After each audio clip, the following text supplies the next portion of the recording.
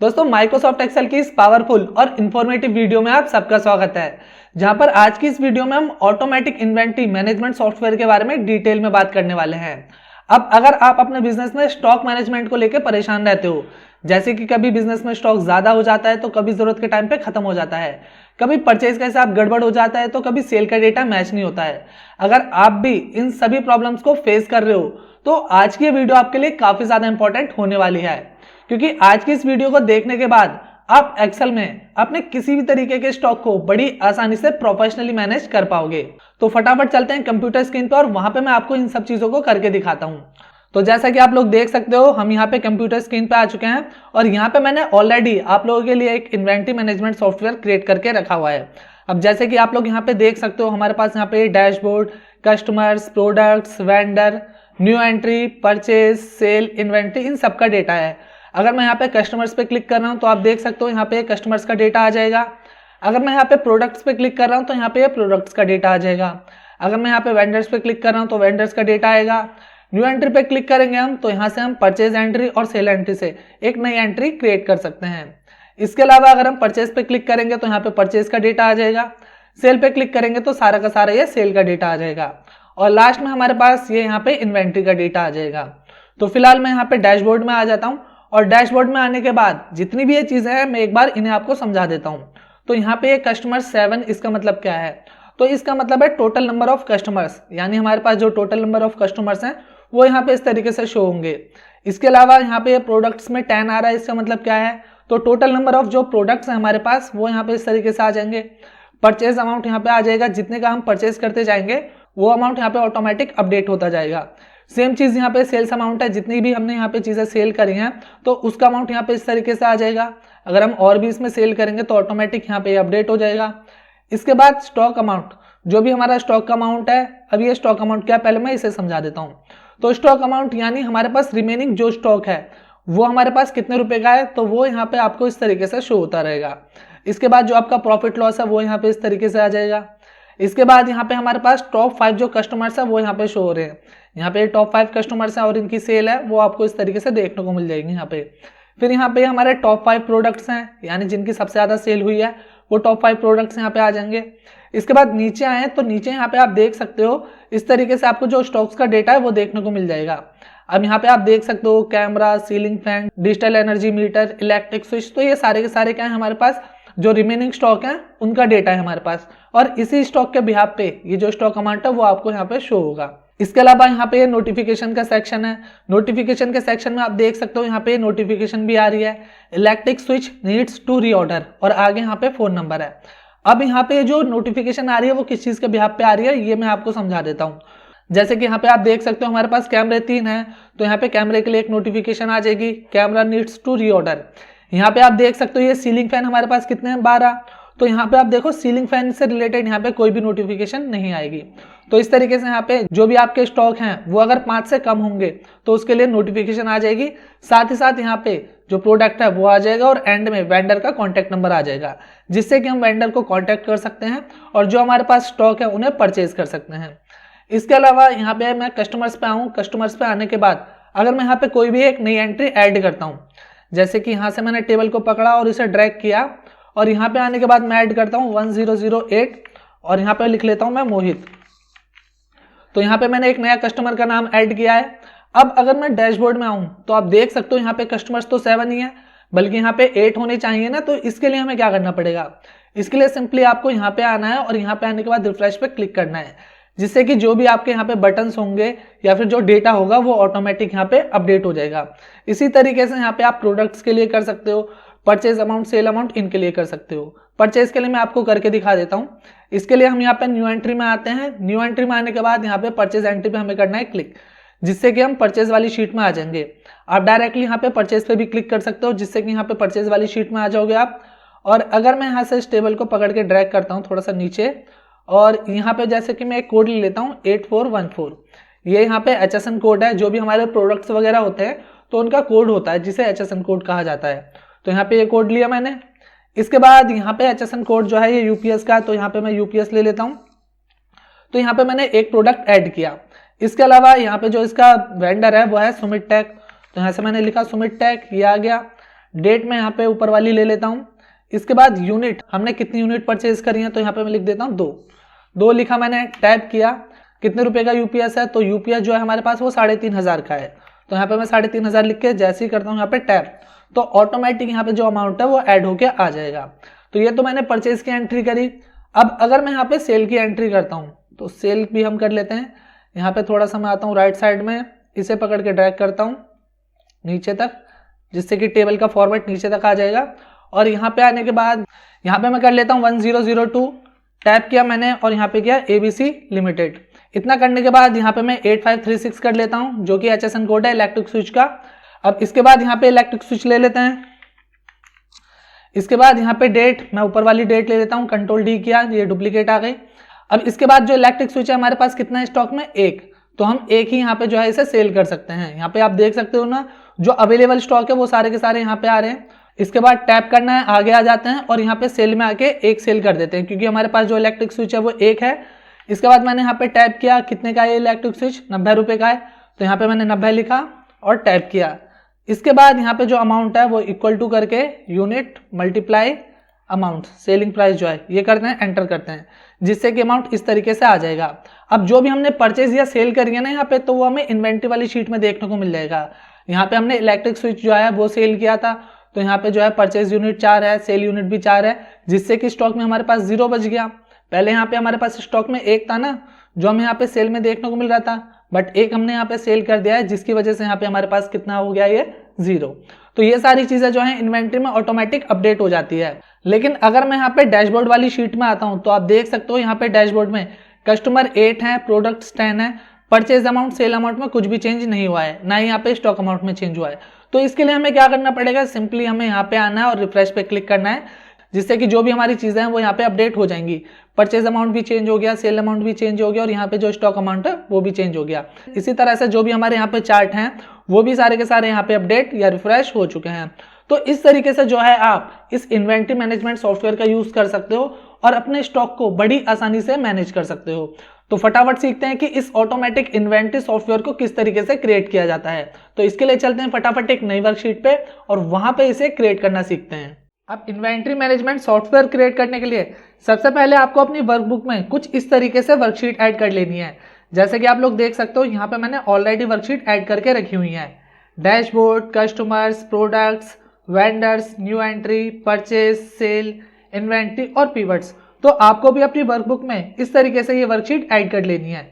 इसके बाद आपको क्या करना है, डैशबोर्ड वाली वर्कशीट में आना है और यहाँ पे आपको जो है वो मेन्यू क्रिएट करने हैं। अब मेन्यू किस चीज़ का बिहाफ पे क्रिएट करोगे, तो यहाँ पे जो आपकी बाकी ये वर्कशीट है ना, इन्हीं का मेन्यू आपको यहाँ पे क्रिएट करना है, जिसके बिहाफ पे हम बाकी की वर्कशीट पे काम करेंगे। तो सबसे पहले हमें करना क्या है, यहाँ पे ये जो ए वाला कॉलम है इसकी विड्थ हम कम कर लेते हैं और ये जो बी वाला कॉलम है इसकी विड्थ हम यहाँ से बढ़ा लेते हैं। इतना करने के बाद हमें इस पूरी वर्कशीट को सेलेक्ट करना है, तो यहाँ पे हम क्लिक करते हैं और फिल पे आके यहाँ पे हम इसमें एक ग्रे कलर फिल कर देते हैं। तो पूरी वर्कशीट में यहाँ पे ग्रे कलर फिल हो चुका है। इसके बाद हमें बी कॉलम पे क्लिक करना है, जिससे कि बी कॉलम सेलेक्ट हो जाएगा और यहाँ पे हमें इसके अंदर व्हाइट कलर फिल करना है। इसके बाद यहाँ से मैं पहली रो को सेलेक्ट करता हूँ और फिर फिल में आके यहाँ पे मैं ये वाला ग्रे कलर इसमें फिल कर देता हूँ। इतना करने के बाद हम क्या बना रहे हैं, इन्वेंट्री मैनेजमेंट सॉफ्टवेयर। तो हमें इन्वेंट्री मैनेजमेंट सॉफ्टवेयर का एक आइकन यहाँ पे लगाना है। तो आइकन लगाने के लिए हमें क्या करना है, इंसर्ट में आना है और इंसर्ट में हमें यहाँ पे आइकन्स का एक ऑप्शन मिल जाता है, तो हमें इस पे करना है क्लिक। जिसके बाद यहाँ से हम जो है आइकन्स पिक कर सकते हैं। तो हमें किस चीज़ का आइकन चाहिए, इन्वेंट्री का, तो हम यहाँ पे इन्वेंट्री सर्च करते हैं। जिसके बाद आप देख सकते हो इन्वेंट्री से रिलेटेड यहाँ पे काफ़ी सारे आइकन जो है वो शो हो रहे हैं। तो हमें यहाँ पे इस पहले वाले आइकन पे क्लिक करना है, आप कोई भी चूज कर सकते हो, वो आपके विषय। इसके बाद यहाँ से मैं इंसर्ट कर देता हूँ, जिसके बाद इस तरीके से यहाँ पे इन्वेंट्री का आइकन आ जाएगा। तो यहाँ पे इस तरीके से मैंने इस आइकन को सेट कर लिया है। आप छोटा बड़ा इसे अपने हिसाब से कर सकते हो। यहाँ पे मैं इसे थोड़ा सा छोटा कर लेता हूँ, लाइक दिस। तो यहाँ पे मैंने इसे सेट कर लिया है। इसके बाद हमें क्या करना है, वापस इंसर्ट में आना है, शेप्स में आना है और यहाँ पे मैं रेक्टेंगल ले लेता हूँ और इतना मैंने इसे रेक्टेंगल क्रिएट कर लिया है। इसके बाद इसके ऊपर हमें राइट क्लिक करना है और यहाँ पे ऑप्शन आ जाता है एडिट टेक्स्ट। तो इस पर हमें क्लिक करना है और यहाँ पे हमें टाइप करना है इन्वेंट्री मैनेजमेंट सॉफ्टवेयर। तो यहाँ पे मैं टाइप कर देता हूँ इन्वेंट्री मैनेजमेंट सॉफ्टवेयर।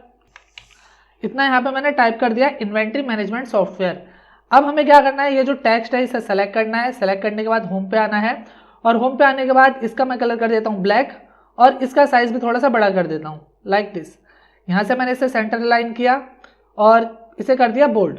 इतना करने के बाद ये जो शेप है शेप फॉर्मेट में आएंगे और यहाँ से जो शेप फिल है यहाँ पे हम कर देंगे इसे वाइट कलर इसके अंदर हमने फिल किया। और जो इसकी आउटलाइन है वो आउटलाइन हम कर देते हैं नो, यानी आउटलाइन हमने यहाँ से हटा दिया। तो इस तरीके से हमने यहाँ पे ये इन्वेंट्री का आइकन और यहाँ पे इन्वेंट्री मैनेजमेंट सॉफ्टवेयर यहाँ पे सेट कर लिया है। इसके बाद बाकी के जो मेन्यू है वो हमें फटाफट यहाँ पे क्रिएट कर लेने हैं।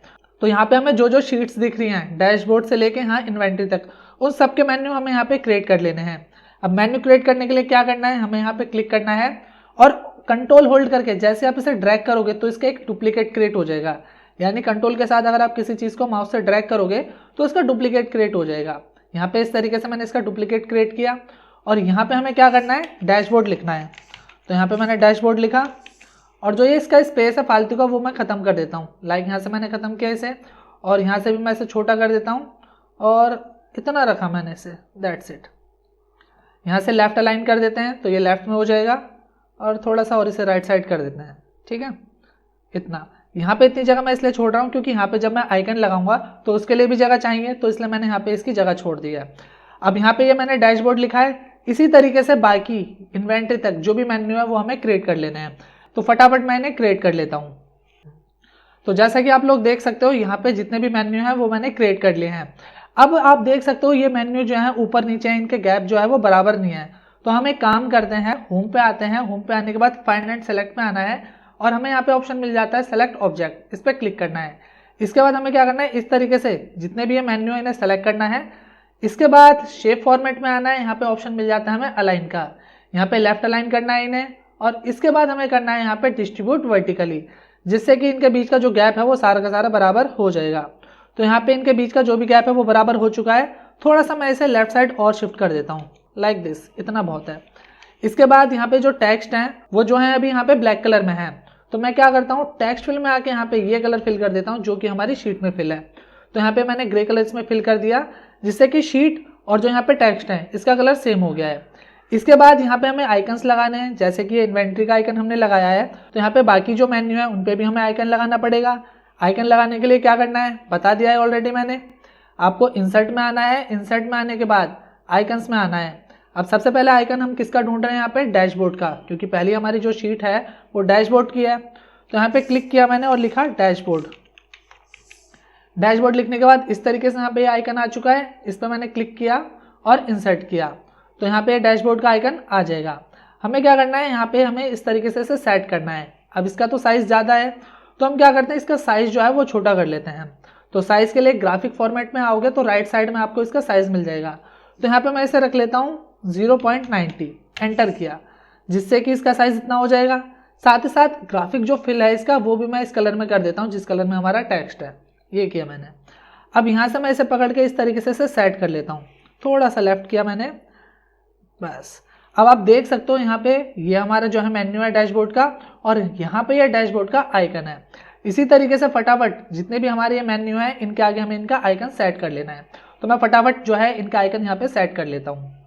तो जैसे कि आप लोग देख सकते हो यहाँ पे मैंने जो आइकन है इनके वो भी यहाँ पे अप्लाई कर दिए हैं और इनका कलर भी जो है वो मैंने चेंज कर दिया है। अब यहाँ पे जो आइकन है हमें उन्हें अलाइन करना है, क्योंकि अभी ये ऊपर नीचे हैं और राइट लेफ्ट हैं थोड़े से। तो इसके लिए यहाँ से मैं इस तरीके से आइकन्स को सेलेक्ट करता हूँ, जिससे कि ये सारे आइकन सेलेक्ट हो जाएंगे। ग्राफिक फॉर्मेट में आना है और यहाँ पे हमें ऑप्शन मिल जाता है अलाइन का। इस पर हमें अलाइन लेफ्ट पे क्लिक करना है। साथ ही साथ अलाइन पे आके हमें क्लिक करना है डिस्ट्रीब्यूट वर्टिकली पे। जैसे इस पर क्लिक करेंगे तो आइकन्स जो हैं वो एक बराबर जो है एक गैप में आ जाएंगे। इसके बाद जो कलर चेंज करना है वो मैंने यहाँ पे ग्राफिक फिल में आके ये वाला कलर इसमें पहले ही दे दिया था, जिसकी वजह से यहाँ पे आप देख सकते हो टेक्स्ट में और जो ये यहाँ पे आइकन है इनमें सेम कलर अप्लाई है। तो इस तरीके से यहाँ पे जो है हमने यहाँ पे ये जो मेन्यू है ये छोटा सा क्रिएट कर लिया है। अब इसके बाद हमें क्या करना है, यहाँ पे हमें डैशबोर्ड पे क्लिक करना है और राइट क्लिक करना है। राइट क्लिक करने के बाद हमें यहाँ पे ऑप्शन मिल जाता है लिंक का। हमें क्या करना है, जितने भी यहाँ पे मेन्यू है ना इनको इनकी शीट से लिंक करना है। तो इसके लिए यहाँ पे डैशबोर्ड पे मैंने क्लिक किया, लिंक का यहाँ पे ऑप्शन आएगा, इस पर क्लिक किया। इसके बाद आपको प्लेस इन दिस डॉक्यूमेंट पे क्लिक करना है। जैसे आप इस पर क्लिक करोगे तो यहाँ पे जो आपकी वर्कबुक है उसके अंदर जितनी भी हमने शीट ली है वो सारी की सारी शीट आ जाएगी। तो सबसे पहले हम यहाँ पे डैशबोर्ड पे क्लिक करेंगे और यहाँ पे कर देंगे ओके।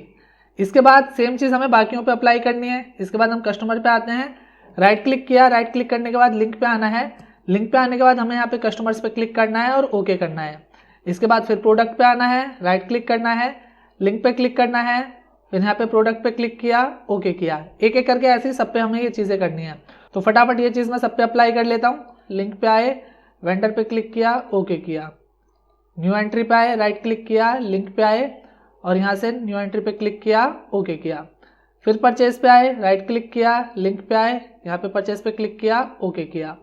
फिर सेल पे आए, राइट क्लिक किया, लिंक पे आए, क्लिक किया और यहाँ से ले लिया हमने सेल, ओके किया। फिर यहाँ पे इन्वेंट्री पे आते हैं लास्ट, राइट क्लिक किया, लिंक पे आते हैं और इन्वेंट्री पे क्लिक किया एंड ओके किया। अब हमारे ये जितने भी मेन्यू है वो इन शीट से लिंक हो चुके हैं। अब अगर अभी आप इनके ऊपर आके क्लिक करोगे तो यहाँ पे कुछ भी होने वाला नहीं है। इसका रीज़न ये है कि जब हम होम पे आएंगे और होम पे आने के बाद फाइंड एंड सेलेक्ट में आएंगे तो हमने यहाँ से ऑप्शन कौन सा सेलेक्ट किया हुआ है, सेलेक्ट ऑब्जेक्ट। क्योंकि जब हम आइकन सेलेक्ट कर रहे थे या फिर यहाँ पे ये जो मेन्यू थे इन्हें सेलेक्ट कर रहे थे तो उसके लिए हम सेलेक्ट ऑब्जेक्ट का यूज़ कर रहे थे, जिसकी वजह से अगर मैं इन पर क्लिक कर रहा हूँ तो ये वर्क नहीं कर रहा है। सेलेक्ट ऑब्जेक्ट से मैंने क्लिक हटाया, क्लिक हटाने के बाद अगर मैं किसी भी यहाँ पे मेन्यू के ऊपर क्लिक करूँगा तो डायरेक्टली मैं उस शीट पे जंप कर जाऊँगा। तो जैसे कि मैंने यहाँ पे प्रोडक्ट्स पे किया क्लिक, तो आप देख सकते हो यहाँ पे प्रोडक्ट्स वाली शीट पे आ चुके हैं। वापस मैं डैशबोर्ड पे आ जाता हूँ, अगर मैं करता हूँ यहाँ पे कस्टमर्स पे क्लिक तो हम यहाँ पे कस्टमर्स वाली जो शीट है उस पर आ चुके हैं। तो इस तरीके से जो है यहाँ पे आपको ये जो मेन्यू है इन पे लिंक अप्लाई करना है जो हमारी शीट्स हैं उनका। अब इसके बाद आपको क्या करना है, वापस इंसर्ट में आना है। इंसर्ट में आने के बाद यहाँ पे ऑप्शन मिल जाता है शेप्स का, इस पर क्लिक करना है। इसके बाद यहाँ से आपको रेक्टेंगल ले लेना है। रेक्टेंगल लेने के बाद यहाँ से इस तरीके से रेक्टेंगल क्रिएट करना है, इतना बहुत है, इतना ठीक है। अब यहाँ से ये जो है सी वाला कॉलम इसे पकड़ के आपको थोड़ा सा छोटा कर लेना है, लाइक दिस, इतना बहुत है। और यहाँ से मैं पकड़ के इसकी भी थोड़ी सी और बढ़ा लेता हूँ। अब यहाँ पे हमें क्या करना है, शेप फिल में आना है। शेप फिल में आने के बाद यहाँ पे मैं इसमें व्हाइट कलर कर देता हूँ और शेप आउटलाइन में आने के बाद यहाँ पे जो इसका वेट है वो बिल्कुल हल्का कर देता हूँ, यानी पहली वाली जो इसकी आउटलाइन है। फिर इसके अंदर हमें राइट क्लिक करना है, एडिट टेक्स्ट का ऑप्शन है, इस पर क्लिक करते हैं और हम यहाँ पे क्या बना रहे हैं, इन्वेंट्री मैनेजमेंट सॉफ्टवेयर, तो वो हमें यहाँ पे लिखना है। तो यहाँ पे मैंने इन्वेंट्री मैनेजमेंट सॉफ्टवेयर लिख लिया। अब यहाँ पे ये इसलिए नहीं दिख रहा है क्योंकि व्हाइट कलर है आपके शेप का और व्हाइट कलर है आपके टेक्स्ट का। तो सिंपली कुछ नहीं करना, कंट्रोल ए कर सकते हो या इसे सेलेक्ट कर सकते हो। यहाँ पे टेक्स्ट फिल का ऑप्शन आ रहा है, यहाँ पे आप ब्लैक कलर कर दो। इसके बाद होम पे आके साइज इसका बड़ा करना है तो यहाँ से आप साइज भी इसका बड़ा कर सकते हो, लाइक दिस। मैं यहाँ से इसे बोल्ड भी कर देता हूँ, बोल्ड किया मैंने, थोड़ा सा छोटा करना है वो आपके विषय, 36 इनफ है। इसके बाद स्टार्टिंग में कर्सर रख के थोड़ा सा मैं स्पेस दे देता हूँ, लाइक मैंने 3-4 बार यहाँ पे स्पेस दे दिया तो इस तरीके से यहाँ पे मैनेज हो जाएगा। मैंने सेंटर अलाइन भी कर दिया जिससे कि यहाँ पे सेंटर हो जाएगा। इसके बाद इस शेप के ऊपर हमें राइट क्लिक करना है। राइट क्लिक करने के बाद यहाँ पे ऑप्शन आता है साइज एंड प्रॉपर्टीज, इस पर क्लिक करना है। इस पर क्लिक करने के बाद यहाँ पे प्रॉपर्टीज का ऑप्शन आता है, इस पर क्लिक करना है और यहाँ पे सबसे लास्ट वाला ऑप्शन जो है इन तीनों में से डोंट मूव और साइज विद सेल, इस पर क्लिक करना है। इस पर क्लिक करने से होगा क्या, मैं वो बता देता हूँ आपको। अभी नॉर्मली होता है क्या है, मैं पहले इसे क्लोज कर देता हूँ। अगर हम यहाँ से सेल का साइज छोटा बड़ा करते हैं तो उसके ब्याह पे जो हमारा शेप है वो भी चेंज होता है। लेकिन अब हम अगर सेल का साइज छोटा बड़ा करेंगे तो हमारे शेप में कुछ भी असर पड़ने वाला नहीं है। जैसे कि अगर मैं यहाँ से इसे छोटा करूँ तो आप देख सकते हो जो हमारा रेक्टेंगल है उसके साइज में कोई भी हमें डिफरेंस देखने को नहीं मिला है। तो इसलिए जो है हम यहाँ पे इसकी प्रॉपर्टीज में जाके डोंट मूव और साइज पे क्लिक कर देते हैं, जिससे कि जब हम इसका साइज छोटा बड़ा करें तो वहाँ पे हमारा जो शेप है उसमें कुछ भी चेंज ना हो। तो अभी फिलहाल डैशबोर्ड में जितनी चीज़ें हैं वो हमने क्रिएट कर ली हैं। अगर मैं इसे फुल स्क्रीन में आपको करके दिखाऊं तो व्यू में आते हैं हम। व्यू में आने के बाद यहाँ से मैं फॉर्मूला बार हटा देता हूँ, हेडिंग हटा देता हूँ और साथ ही साथ यहाँ से जो है मैं इसे फुल स्क्रीन कर देता हूँ। तो आप देख सकते हो हमारा इन्वेंट्री मैनेजमेंट सॉफ्टवेयर जो है वो कुछ इस तरीके से यहाँ पे दिख रहा है, जो इसका डैशबोर्ड है। नॉर्मल करना है तो नॉर्मल करने के लिए सिंपली मैं यहाँ पे क्लिक करता हूँ, यहाँ पे आता हूँ कॉर्नर में ऑलवेज शो रिबन पे क्लिक कर देता हूँ। इसके बाद यहाँ पे फॉर्मूला बार भी अप्लाई कर देता हूँ और हेडिंग भी अप्लाई कर देता हूँ। ये सारी चीज़ें यहाँ पे आ चुकी हैं। इतना करने के बाद हमें कस्टमर्स वाली शीट में आना है और कस्टमर वाली शीट में जो चीज़ें हैं उन्हें क्रिएट करना है। अब हमें यहाँ पे क्रिएट क्या करना है, तो डैशबोर्ड में हमें यहाँ पे जितनी भी चीज़ें देखने को मिल रही हैं ये सारी की सारी चीज़ें हमें कस्टमर वाली शीट में भी चाहिए। तो वहाँ पे हमें अलग से बनाने की जरूरत नहीं है, सिंपली हमें यहाँ पे क्लिक करना है, कंट्रोल सी करना है, जिससे कि सारा का सारा डेटा जो है हमारा सेलेक्ट हो जाएगा, जो भी चीज़ हमने यहाँ पे क्रिएट करी है। कस्टमर्स वाली शीट में आना है, यहाँ पे क्लिक करना है, पूरी शीट सेलेक्ट हो गई और कंट्रोल वी से पेस्ट कर देना है। जिसके बाद आप देख सकते हो जितनी भी चीज़ें थी वो सारी की सारी यहाँ पे अप्लाई हो चुकी हैं। सिर्फ एक चीज़ जो है यहाँ पे रेक्टेंगल वो यहाँ पे नहीं आया है। तो इसके लिए हम क्या करेंगे, डैशबोर्ड वाली शीट पे आएंगे, यहाँ पे इसे सेलेक्ट करेंगे, कंट्रोल सी करेंगे और वापस कस्टमर वाली शीट में आके इस जगह क्लिक करके कंट्रोल वी से पेस्ट कर देंगे, जिसके बाद यहाँ पे ये जो रेक्टेंगल है इस तरीके से यहाँ पे आ जाएगा। अब यहाँ पे जो डेटा है वो किस चीज़ का है, कस्टमर का। तो यहाँ पे क्या लिखा हुआ है, इन्वेंट्री मैनेजमेंट सॉफ्टवेयर। तो यहाँ से हम इसे हटा देंगे और इसकी जगह क्या लिख देंगे, कस्टमर्स। इतना करने के बाद ये कस्टमर वाला मेन्यू है, क्योंकि अभी हम इस मेन्यू पे हैं तो ये हाईलाइट होना चाहिए। इसके लिए इस पर राइट क्लिक करना है। राइट क्लिक करने के बाद हमें क्या करना है, डबल लेफ्ट क्लिक करना है इसके ऊपर, जिससे कि ये सेलेक्ट हो जाएगा। हमें क्या करना है, यहाँ पे कलर ब्लैक कर देना है इसका। तो यहाँ पे मैंने इस पर क्लिक किया, जिससे कि कलर इसका ब्लैक हो जाएगा। सेम चीज़ हमें आइकन के साथ भी करनी है। इस पर क्लिक किया, ग्राफिक फॉर्मेट आ गया। यहाँ पे ग्राफिक फॉर्मेट पे आने के बाद ग्राफिक फिल इसका क्या कर देते हैं हम, ये ब्लैक, जिससे कि हमें पता लग रहा है कि करंटली अभी हम किस मेन्यू पे अवेलेबल है, कस्टमर वाले पे। सेम चीज़ हमें यहाँ पे डैशबोर्ड वाले में भी कर देनी है, जो कि मैंने ध्यान नहीं दिया बट अब कर देते हैं। इसके ऊपर राइट क्लिक किया, फिर डबल लेफ्ट क्लिक किया, जिससे कि ये सेलेक्ट हो जाएगा। इसके बाद यहाँ पे हमें जो इसका कलर है वो कर देना है ब्लैक। एंड यहाँ पे जो इसका आइकन है इस पर क्लिक करके ग्राफिक फॉर्मेट में आके जो इसका फिल है वो क्या कर देते हैं, ब्लैक। जिसके बाद आप देख सकते हो अभी हम डैशबोर्ड पे हैं, तो डैशबोर्ड वाला जो मेन्यू है वो हाईलाइट हो रहा है। अगर हम कस्टमर पे आए तो कस्टमर वाला इस तरीके से यहाँ पे हाईलाइट हो रहा है। तो ये चीज़ हमें यहाँ पे कर देनी है। इसके बाद ये चीज़ हमें सारी शीट्स पे अप्लाई करनी है, जैसे कि अभी हमने यहाँ पे कस्टमर्स पे अप्लाई करी है ये सारी चीज़ें। इसके बाद हमें ये चीज़ products, vendor, new entry, purchase, sale और इन्वेंट्री, इन सभी चीज़ों पे अप्लाई करनी है। अब अगर मैं एक एक करके इन चीज़ों को करूँगा तो बहुत ज़्यादा टाइम लग जाएगा, तो मैं एक काम करता हूँ, फटाफट ये सारी चीज़ें बाकी शीट्स पे अप्लाई कर देता हूँ। तो दोस्तों ये मेन्यू मैंने फटाफट बाकी जितनी भी शीट्स हैं उनमें ऐड कर दिया है। अगर मैं यहाँ पे कस्टमर्स पे क्लिक कर रहा हूँ तो आप देख सकते हो कस्टमर वाली शीट यहाँ पे आ चुकी है। प्रोडक्ट्स पे भी मैं क्लिक कर रहा हूँ तो यहाँ पे प्रोडक्ट्स वाली शीट आ चुकी है। वेंडर्स पे मैंने क्लिक किया तो वेंडर्स वाली आ गई। न्यू एंट्री पे क्लिक किया तो न्यू एंट्री वाली यहाँ पे शीट आ गई। परचेज पे क्लिक किया तो परचेज वाली शीट यहाँ पे ओपन हो गई। सेल पे क्लिक किया तो सेल वाली शीट यहाँ पे आ गई। और अगर मैंने यहाँ पे इन्वेंट्री पे क्लिक किया तो यहाँ पे इस तरीके से इन्वेंट्री वाली जो शीट है वो यहाँ पे आ चुकी है। हमें क्या करना है, वापस यहाँ पे कस्टमर्स वाली शीट पे आना है और कस्टमर वाली शीट पे आने के बाद यहाँ पे जो कस्टमर का डेटा है वो डेटा हमें यहाँ पे क्रिएट करना है। तो मैं एक काम करता हूँ, फटाफट यहाँ पे कस्टमर का जो डेटा है वो मैं यहाँ पे क्रिएट कर लेता हूँ। अब जैसे कि आप लोग देख सकते हो यहाँ पे डेटा को मैंने कॉपी पेस्ट कर लिया है। ऑलरेडी मैंने डेटा ये पहले से क्रिएट करके रखा हुआ था, सिर्फ यहाँ पे मैंने इसे कॉपी पेस्ट किया है। तो यहाँ पे हमारे पास कस्टमर आईडी है, कस्टमर का नेम है, ईमेल एड्रेस है और साथ ही साथ यहाँ पे ये एड्रेस है। यहाँ पे ये हमारी कस्टमर आईडी है 1001। यहाँ पे ये नेम है कस्टमर का राम एंड सेल्स, ये कस्टमर की मेल आईडी हो गई। और यहाँ पे कस्टमर का एड्रेस हो गया सदरपुर कॉलोनी सेक्टर 45 नोएडा। इसके बाद ये जो डेटा हमने यहाँ पे पेस्ट किया है इस डेटा को हमें टेबल में कन्वर्ट करना है।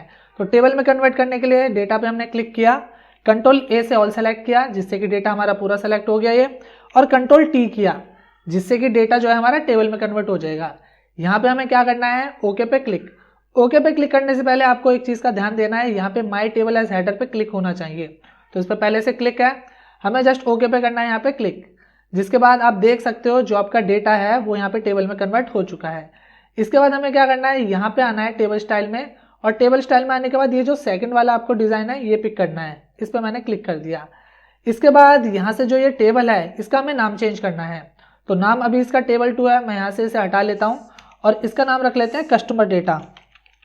तो यहाँ पे मैंने इसका नाम दिया कस्टमर डेटा और एंटर किया।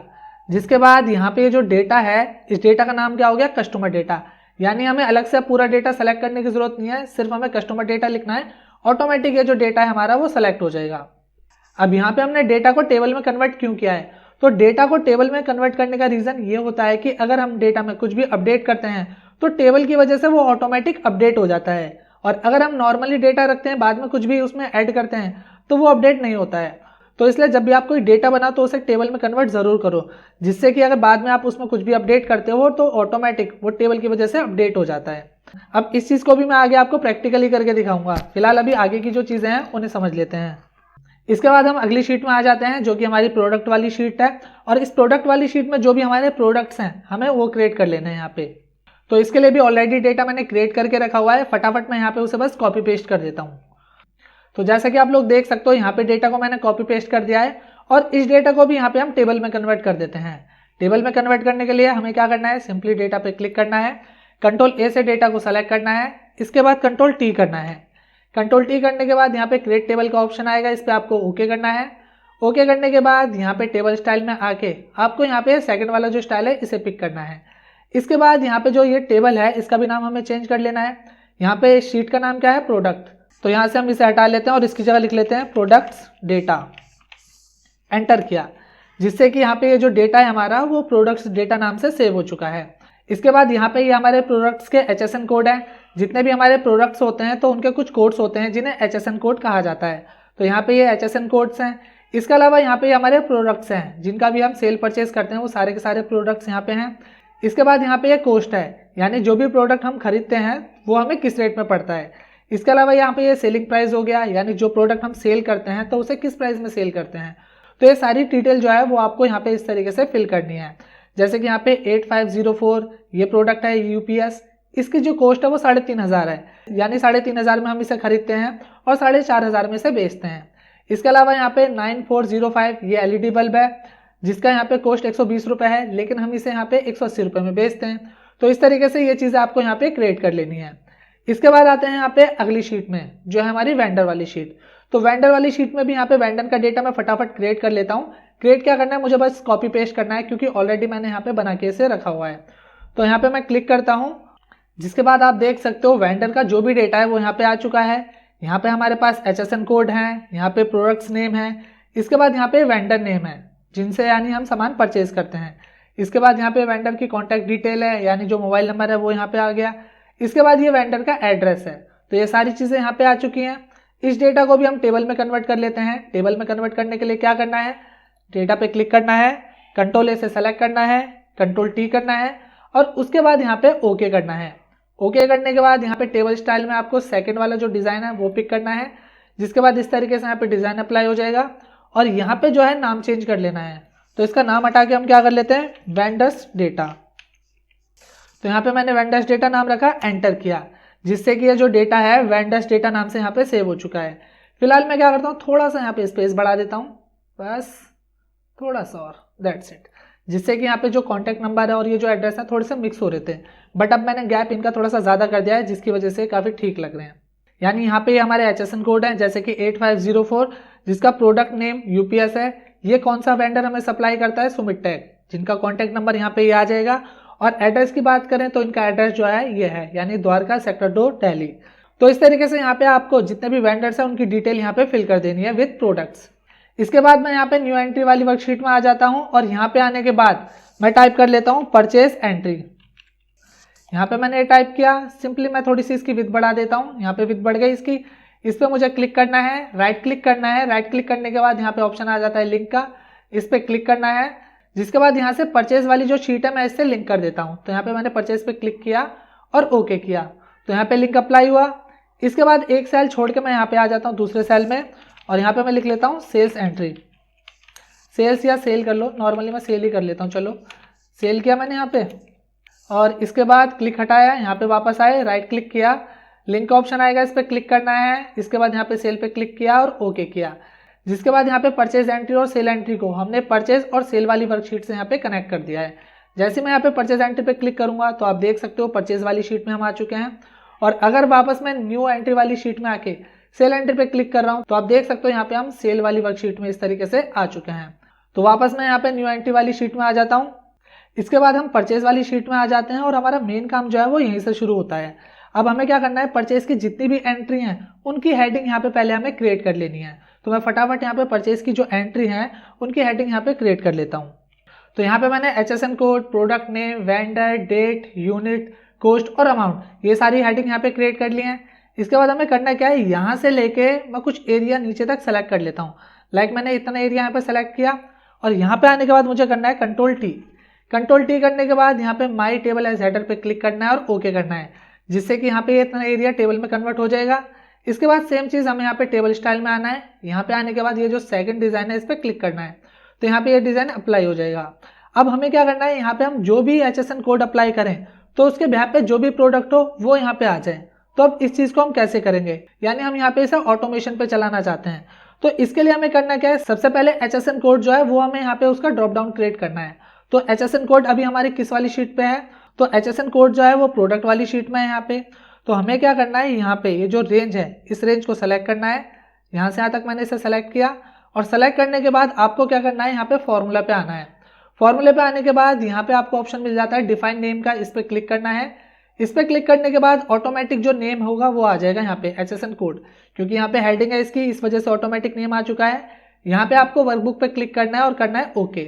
इतना करने के बाद वापस आपको परचेज पे आना है।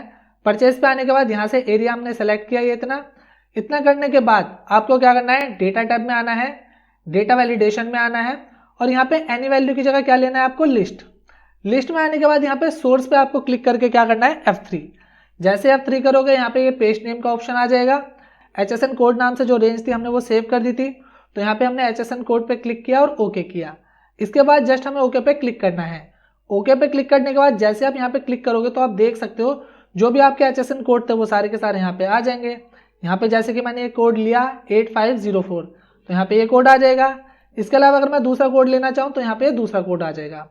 अब मैं यहाँ पे इस कोड के बिहाफ पे निकालना चाहता हूँ प्रोडक्ट नेम, तो वो कैसे निकलेगा, इसके लिए यहाँ पे मैंने क्लिक किया और इक्वल टू करके हमें यहाँ पे फॉर्मूला लगाना है। कौन सा फॉर्मूला लगेगा, वी लुकअप का। तो यहाँ पे मैंने लिखा इक्वल टू वी लुकअप।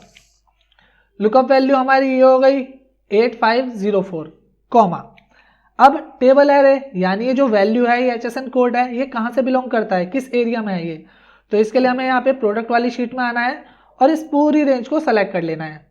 इसके बाद यहाँ पे हम आ जाते हैं फॉर्मूला बार में, कॉमा करके यहाँ से जो हमारा प्रोडक्ट है वो कौन से कॉलम में है, दूसरे कॉलम में है, तो हमने यहाँ पे 2 लिखा, फिर कॉमा किया, फिर 0 किया और ब्रैकेट किया बंद। अब मैं जैसे यहाँ पे एंटर कर रहा हूँ तो आप देख सकते हो यहाँ पे ये इनके HSN कोड है और जो इनके प्रोडक्ट हैं वो यहाँ पे इस तरीके से निकल के आ चुके हैं।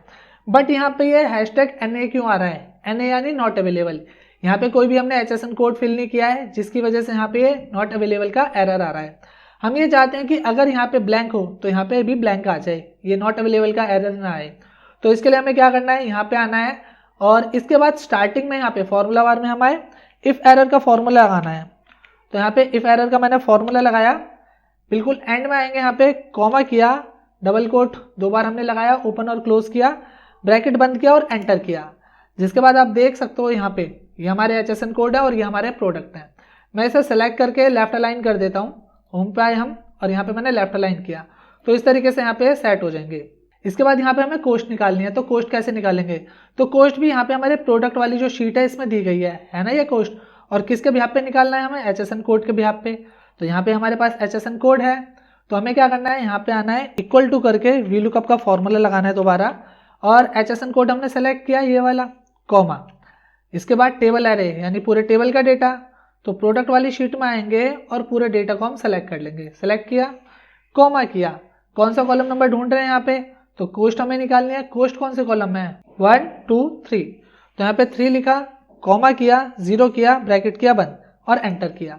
जिसके बाद आप देख सकते हो इस तरीके से यहाँ पे कोस्ट आ रहा है। बट यहाँ पे ये हैशटैग NA का एरर आ रहा है, तो सेम चीज़ हम यहाँ पे इफ एरर का फॉर्मूला लगा देंगे। यहाँ पे हमें आना है, इसके बाद यहाँ पे इफ एरर लिखा, यहाँ पे आए, कॉमा, डबल कोट हमने ओपन क्लोज किया, ब्रैकेट किया बंद और एंटर। जिसके बाद इस तरीके से यहाँ पे कोस्ट आ जाएगी। इसके बाद अमाउंट की बात करें तो अमाउंट के लिए यहाँ पे हम क्या करेंगे, equal to unit multiply cost. ये किया यानी जितनी यूनिट हो कोस्ट से मल्टीप्लाई हो जाए, उसके बाद यहाँ पे इस तरीके से अमाउंट आ जाए। अभी यहाँ पे 0 आ रहा है क्योंकि हमने कोई भी यहाँ पे यूनिट नहीं दिया है, लेकिन इसके बाद यहाँ पे फिर दोबारा हैशटैग वैल्यू का एरर आ रहा है। तो एरर हटाने के लिए सेम जो हमने इफ एरर का फॉर्मूला लगाया वही यहाँ पे लगाना है। यहाँ पे हम आ जाएंगे, इफ एरर, एंड में आए, comma, double quote open close किया, ब्रैकेट बंद किया, एंटर किया। जिसके बाद यहाँ पे इस तरीके से एरर हट जाएगा कि अगर हमारे इस एरिया में कुछ भी फिल नहीं है तो वहाँ पे हैशटैग NA का एरर या फिर हैशटैग वैल्यू का एरर शो ना हो। ब्लैंक है तो वहाँ पे भी ब्लैंक किया है दूसरी जगह पे भी। क्लियर। इसके बाद यहाँ पे हम वेंडर का नेम निकालना चाहते हैं, यानी HSN कोड ये है, प्रोडक्ट ये है, तो वेंडर कौन है वो हम कैसे फाइंड करेंगे। सिंपली वेंडर का जो डेटा है वो यहाँ पे वेंडर वाली शीट में है ना यहाँ पे, और HSN कोड दिया ही हुआ है ऑलरेडी, तो HSN कोड के बिहाफ पे हम यहाँ पे वेंडर का नेम निकाल लेंगे। परचेज में हमें आना है और यहाँ पे आके इक्वल टू करके वी लुकअप लिखा। वी लुकअप लिखने के बाद यहाँ पे HSN कोड को हमने सेलेक्ट किया क्योंकि HSN कोड कॉमन है सब में, कॉमा किया। इसके बाद टेबल एरे यानी पूरे टेबल का डेटा, तो वेंडर वाली शीट में आएंगे, हम पूरे टेबल को सेलेक्ट कर लेंगे, कॉमा किया। कॉमा करने के बाद हम यहाँ पे क्या निकाल लें, वेंडर का नेम। तो वेंडर का नेम कौन से कॉलम में है, 1 2 3, तो यहाँ पे मैंने लिखा 3, कॉमा किया, 0 किया, ब्रैकेट किया बंद, एंटर। जिसके बाद यहाँ पे फिर ये NA का एरर आ रहा है, तो सिंपली यहाँ पे हम आएंगे, क्लिक किया, इफ एरर। इसके बाद कॉर्नर में आएंगे बिल्कुल यानी एंड में, comma, double quote open close, bracket बंद किया, एंटर किया। तो आप देख सकते हो यहाँ पे वेंडर का जो नाम है वो भी इस तरीके से यहाँ पे आ चुका है। इसके बाद कोई भी डेट यहाँ पे अगर आप फिल करना चाहो, जैसे कि हमने जो सामान है इन वेंडर से कब परचेज किया है, तो सिंपली मैं यहाँ पे लिख देता हूँ 1 फरवरी 2026, ये लिखा। इसके बाद यहाँ पे इलेक्ट्रिक स्विच हमने मोहन ट्रेडर्स से कब परचेज किया है, तो यहाँ पे मैं लिख देता हूँ 2/2/2026। तो जो भी सामान आपने इन वेंडर से परचेज किया है तो उसकी डेट यहाँ पे आप मेंशन कर दोगे। इसके बाद यूनिट, यानी कितनी यूनिट हमने परचेज करी है, तो यहाँ पे मैंने लिखा 15। इसके बाद आप देख सकते हो 15 यूनिट हमने परचेज करी है 3500 के हिसाब से, जिसका टोटल अमाउंट यहाँ पे 52,500 रुपये है। इसके बाद अगर हम बात करें इलेक्ट्रिक स्विच की, तो यहाँ पे हमने इलेक्ट्रिक स्विच 20 खरीदे हैं 50 के हिसाब से, जिसका जो अमाउंट है वो टोटल कितना है 1000 रुपये। तो इसी तरीके से आपको यहाँ पे परचेज की जितनी एंट्री है वो सारी कर लेनी है। मैं एक और एंट्री यहाँ पे आपको करके दिखा देता हूँ। इसके बाद यहाँ पे सेलेक्ट किया मैंने 8414, इस पर क्लिक किया, जिसके बाद आप देख सकते हो ऑटोमेटिक इस HSN कोड के बिहाफ पे यहाँ पे सीलिंग फैन आ चुका है, जो कि इस प्रोडक्ट का नाम है। वेंडर आ चुका है, क्यों आ चुका है, क्योंकि हमने यहाँ पे फॉर्मूला अप्लाई किया हुआ है। डेट यहाँ पे हमने लिख दी 3/2/2026। इसके बाद कितनी यूनिट यहाँ पे सेल है, तो यहाँ पे हमने कर दिया 22, एंटर किया, तो यहाँ पे इस तरीके से आ जाएगा। तो मैं एक काम करता हूँ, फटाफट यहाँ पे जो है ये परचेज की एंट्री फिल कर लेता हूँ। तो जैसा कि आप लोग देख सकते हो यहाँ पे परचेज की जितनी एंट्री है वो मैंने यहाँ पे कंप्लीट कर दिया। अब इसके बाद मैं आता हूँ यहाँ पे प्रोडक्ट वाली शीट पे, और यहाँ पे मैंने टेबल अप्लाई किया था ना डेटा पे, तो वो टेबल अप्लाई क्यों किया था उस चीज़ को अब मैं आपको समझा देता हूँ। तो अगर मैं यहाँ पे आता हूँ और यहाँ पे आके कोई HSN कोड ऐड कर देता हूँ अलग से, जैसे कि यहाँ पे मैंने लिखा 8555, ये लिखा, एंटर किया। तो अब यहाँ पे मैंने अलग से HSN कोड ऐड किया है, लेकिन ये जो HSN कोड है टेबल में होने की वजह से ऑटोमेटिक अपडेट हो जाएगा हमारी बाकी शीट्स में भी। तो यहाँ पे अगर मैं परचेज वाली शीट में आता हूँ और कहीं भी क्लिक करता हूँ, यहाँ पे क्लिक किया, और अगर मैं यहाँ पे आके HSN कोड चेक करूँ तो आप देख सकते हो यहाँ पे 8555 का HSN कोड यहाँ पे आ चुका है। तो टेबल में डेटा को कन्वर्ट करने से यही फायदा होता है कि बाद में अगर आप कुछ भी ऐड करते हो तो ऑटोमेटिक आपके डेटा में अपडेट हो जाता है। फिलहाल यहाँ पे मैं वापस प्रोडक्ट वाली शीट में आ जाता हूँ और ये जो है यहाँ पे इस HSN कोड को रिमूव कर देता हूँ। तो सिंपली मैंने इसे सेलेक्ट किया, इतना कंट्रोल माइनस किया, जिसके बाद यहाँ से ये जो HSN कोड है वो रिमूव हो जाएगा। वापस हम परचेज में आते हैं, आप देख सकते हो सारी की सारी एंट्री हम यहाँ पे कर चुके हैं। अब परचेज की एंट्री करने के बाद हम बात करते हैं सेल की। तो सेल वाली हम शीट में आ जाते हैं यहाँ पे, और यहाँ पे सेल की जो हेडिंग है वो क्रिएट कर लेते हैं फटाफट। तो जैसे कि आप लोग देख सकते हो यहाँ पे सेल की हेडिंग जो है वो मैंने क्रिएट कर लिया है, और यहाँ से मैं इतना एरिया सेलेक्ट कर लेता हूँ जैसे हमने परचेज में किया था। तो सेम हमने यहाँ पे इसे सेलेक्ट किया, कंट्रोल T किया। अब तो आप समझ गए हो ना कि टेबल में हम क्यों कन्वर्ट कर रहे हैं अपने डेटा को। यहाँ पे हमें माई टेबल एज हेडर पे क्लिक करना है और ओके करना है। इसके बाद यहाँ पे हमें टेबल स्टाइल में आना है और सेकंड वाला जो स्टाइल है इसे पिक कर लेना है। इस पर क्लिक किया तो ये स्टाइल यहाँ पे अप्लाई हो गया। अब यहाँ पे हमें क्या करना है, कस्टमर आईडी जो है वो लानी है। अब कस्टमर आईडी कैसे लाएंगे, तो भाई जैसे हम HSN कोड लाए थे उसी तरह से यहाँ पे कस्टमर आईडी लेके आएंगे। तो अब कस्टमर आईडी है कौन सी शीट में, तो जाहिर सी बात है भाई कस्टमर आईडी है तो कस्टमर वाली शीट में ही मिलेगी। तो हम यहाँ पे कस्टमर्स वाली शीट में आते हैं, तो यहाँ पे हमें कस्टमर आईडी देखने को मिल जाती है।